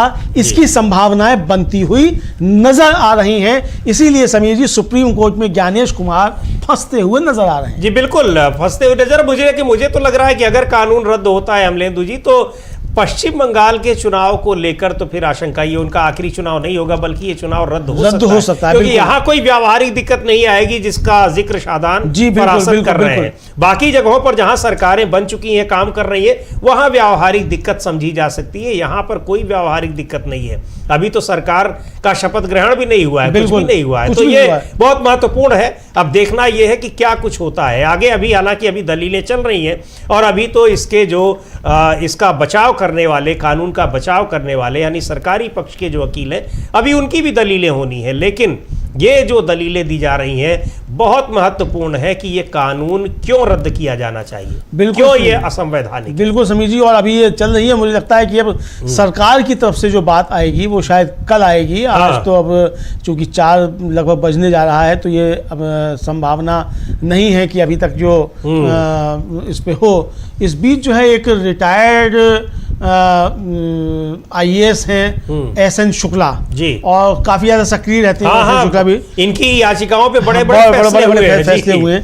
तो SN शुक्ला जो है वो भी खड़े हो गए लोक प्रहरी की तरफ से, और उन्होंने अपनी दलीलें पेश करते हुए कहा कि हमने इस अदालत के जरिए रिप्रेजेंटेटिव एक्ट की धारा 8(4) को रद्द करवा दिया था। अदालत ने कहा कि क्या आपके पास कोई स्वतंत्र याचिका है? शुक्ला जी ने कहा जी हाँ, मैंने RTI के जरिए सरकार के कई दस्तावेज इकट्ठे किए हैं जो विवादित प्रावधानों, विवादित नियुक्तियों के अमान्य होने के हमारे तर्क का समर्थन करते हैं। यानी अब सरकार के दस्तावेजों से ही इस कानून को निरस्त करवाने के लिए रिटायर्ड IAS SN शुक्ला जो है वो खड़े हो गए हैं। वो कह रहे हैं कि हमने सरकार से RTI के जरिए ही कई कागज जो हैं वो इकट्ठे किए हैं जो कि हमारे इस दलील के पक्ष में है, इस कानून को निरस्त करने के पक्ष में दिखाई पड़ते हैं। अमलेंदु जी, पूर्व मुख्यमंत्रियों को जो बंगले बड़े बड़े मिलते थे, इन्हीं के उस पे याद होगा। बिल्कुल बिल्कुल याद है, वही शुक्ला जी। हाँ, वही शुक्ला जी हैं। और मुझे ध्यान पड़ता है समीर जी, शायद इनकी कोई याचिका जो थी वो इलेक्टोरल बॉन्ड के मसले में भी थी जी। हाँ, इसलिए ध्यान पड़ रहा है। तो ये अब ये जो SN शुक्ला खड़े हुए हैं, अब वो कह रहे हैं कि हमने तो सरकार से ही RTI से पूछा है और RTI से सरकार ने जवाब दिए हैं, वो हमारे समर्थन में आते हैं जी। यानी सरकार ने RTI से जवाब दिया, वो RTI से अगर सरकार ने जवाब दिए तो सुप्रीम कोर्ट में जाके तो हमने मुकर नहीं सकती है सरकार। तो ये बहुत महत्वपूर्ण बात जो है वो SN शुक्ला जो लोक प्रहरी है संस्था, उसकी तरफ से खड़े हुए हैं, रिटायर्ड IAS हैं, उन्होंने इस बात को कहा है। समीर जी, 4 बज रहा है, मुझे लगता है कि ये याचिका मतलब इस पे सुनवाई आज हो सकता है कि बढ़ भी दी जाए, और ये भी हो सकता है कि अब सुनवाई पूरी हो जाए और शुक्ला जी को कल बात रखने का मौका मिले। उसके बाद फिर AG जो है वेंकट रमणी साहब, उनको सुना जाए। इस तरह की बात भी हो सकती है, लेकिन अभी बहस चल रही है, हो सकता है थोड़ा अभी चल रही है बहस। हमको लगता है कि ये अभी इनकी SN शुक्ला जो आए हैं, चूंकि वो भी इस तरफ की ही बात कर रहे हैं, तो इनकी बात सुनने के बाद आगे फिर अगले पक्ष की, दूसरे पक्ष की सुनवाई के लिए शायद फिर सुप्रीम कोर्ट की बेंच कल फिर बैठे। इनकी सुनवाई, इनकी बात पूरी हो जाने तक उसको वो सुनवाई में रखेंगे। लेकिन बड़ी महत्वपूर्ण बातें, और खास तौर से जो अभी तत्काल शादान फरासत ने रखी हैं कि ये केवल कानून निरस्त किया जाए, वो उसके आगे की बातें कर रहे हैं। और ये जो सुझाव उन्होंने दिया अमलेंदु जी, ये बड़ा महत्वपूर्ण होगा। जब फैसला भी आएगा जजेस का, बेंच का, तब ये बड़ा महत्वपूर्ण होगा कि इसमें व्यावहारिक दिक्कतें नहीं आने वाली, यानी व्यावहारिक दिक्कतों की वजह से इस कानून को निरस्त करने की के फैसले में कोई अड़चन नहीं आएगी। जो व्यावहारिक दिक्कतें आ रही हैं उनको आप छोड़ दीजिए, इग्नोर कर दीजिए। बिल्कुल जो बन गई सरकार वो बन गई जी हाँ। और मुझे लगता है कि बहुत महत्वपूर्ण हस्तक्षेप जो है यहाँ शादान फरासत का हुआ है कि सारे कानूनी पक्ष प्रशांत भूषण ने रख दिए, विजय हंसारिया ने रख दिए, सब ने रख दिए, संजय पारीक साहब ने रख दिए। शादान फरासत ने जो तर्क रखे वो तर्क भी रखे, तर्क के साथ साथ सुझाव भी रखे जी हाँ। और ये भी बताया कि क्या इसमें प्रैक्टिकल दिक्कतें आ सकती हैं और क्या प्रैक्टिकल दिक्कतों को किस तरीके से दूर किया जा सकता है और बीच का रास्ता क्या निकाला जा सकता है, ये उन्होंने महत्वपूर्ण बात रखी है। और सुप्रीम कोर्ट उनसे काफी कुछ सहमत होता हुआ नजर आ रहा है समीर जी। बिल्कुल, वो अब चूंकि ये लोकपाल वाला मसला ये सुप्रीम कोर्ट बेंच की तरफ से ही आया। जी, जी। जस्टिस दत्ता ने शायद ये कहा ना, आप तो लगातार उस बात को बता रहे हैं। लोकपाल में कहा कि भाई लोकपाल को की नियुक्ति में तो आप सीजीआई को रखते हैं, जबकि उसके लिए हमने कहा भी नहीं था। बिल्कुल। तो आपने निर्वाचन आयुक्तों की नियुक्ति के लिए सीजीआई को क्यों हटा दिया? ऐसी क्या दिक्कत है? ऐसा आपको क्यों लगा कि यहां पर सीजीआई का रहना वो ठीक नहीं होगा? बिल्कुल बिल्कुल बिल्कुल। जबकि हम चाह रहे थे कि आप रखें उन। हाँ, तो जहां हम नहीं कह रहे थे वहां आप तो रख दे रहे, वहां हमने रख दिया। जहां हमने आदेश दिया वहां आपने निकाल कर बाहर कर दिया। तो ये कर दिया जी समीर जी। अब जो सुनवाई है, ये सुनवाई अब समाप्त हो गई है और सुनवाई जो है वो अब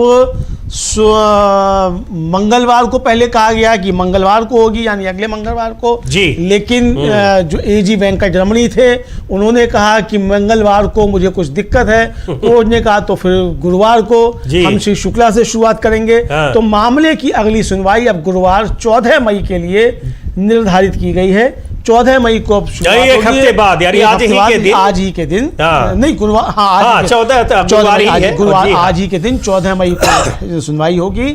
और एसएन शुक्ला जो रिटायर्ड आईएएस लोक प्रहरी, उनकी बातों से इसमें मामले की सुनवाई शुरू होगी समीर जी। तो ये आज की उसका कुल मिलाकर निकला है। तो ये बड़ी महत्वपूर्ण बात है कि आपके इस मामले में, यानी ये सुनवाई अभी जारी रहेगी। और एसएन शुक्ला जो अभी थोड़ी देर पहले आए और उन्होंने अपनी बात बताई कि आरटीआई के जरिए उन्होंने क्या कुछ किया है, अपने सारे अनुभव बता रहे थे। तो अब वहीं से इस जो ये प्रोसीडिंग है इसकी शुरुआत होगी अगले गुरुवार को, यानी एक हफ्ते बाद जब बेंच बैठेगी तो फिर शुरुआत होगी। और वहाँ पर जो सरकारी पक्ष के वकील हैं उनकी दलीलें भी सुनी जाएंगी। और तब ये लग रहा है कि कुछ न कुछ इसके बारे में कोई बड़ा फैसला आ सकता है। क्योंकि अभी जो शादान फरासत जब जो पेश हुए पीयूसीएल की तरफ से, उन्होंने जो बातें कही हैं, न सिर्फ उन्होंने बताया कि ये कानून क्यों असंवैधानिक है, ये भी बताया कि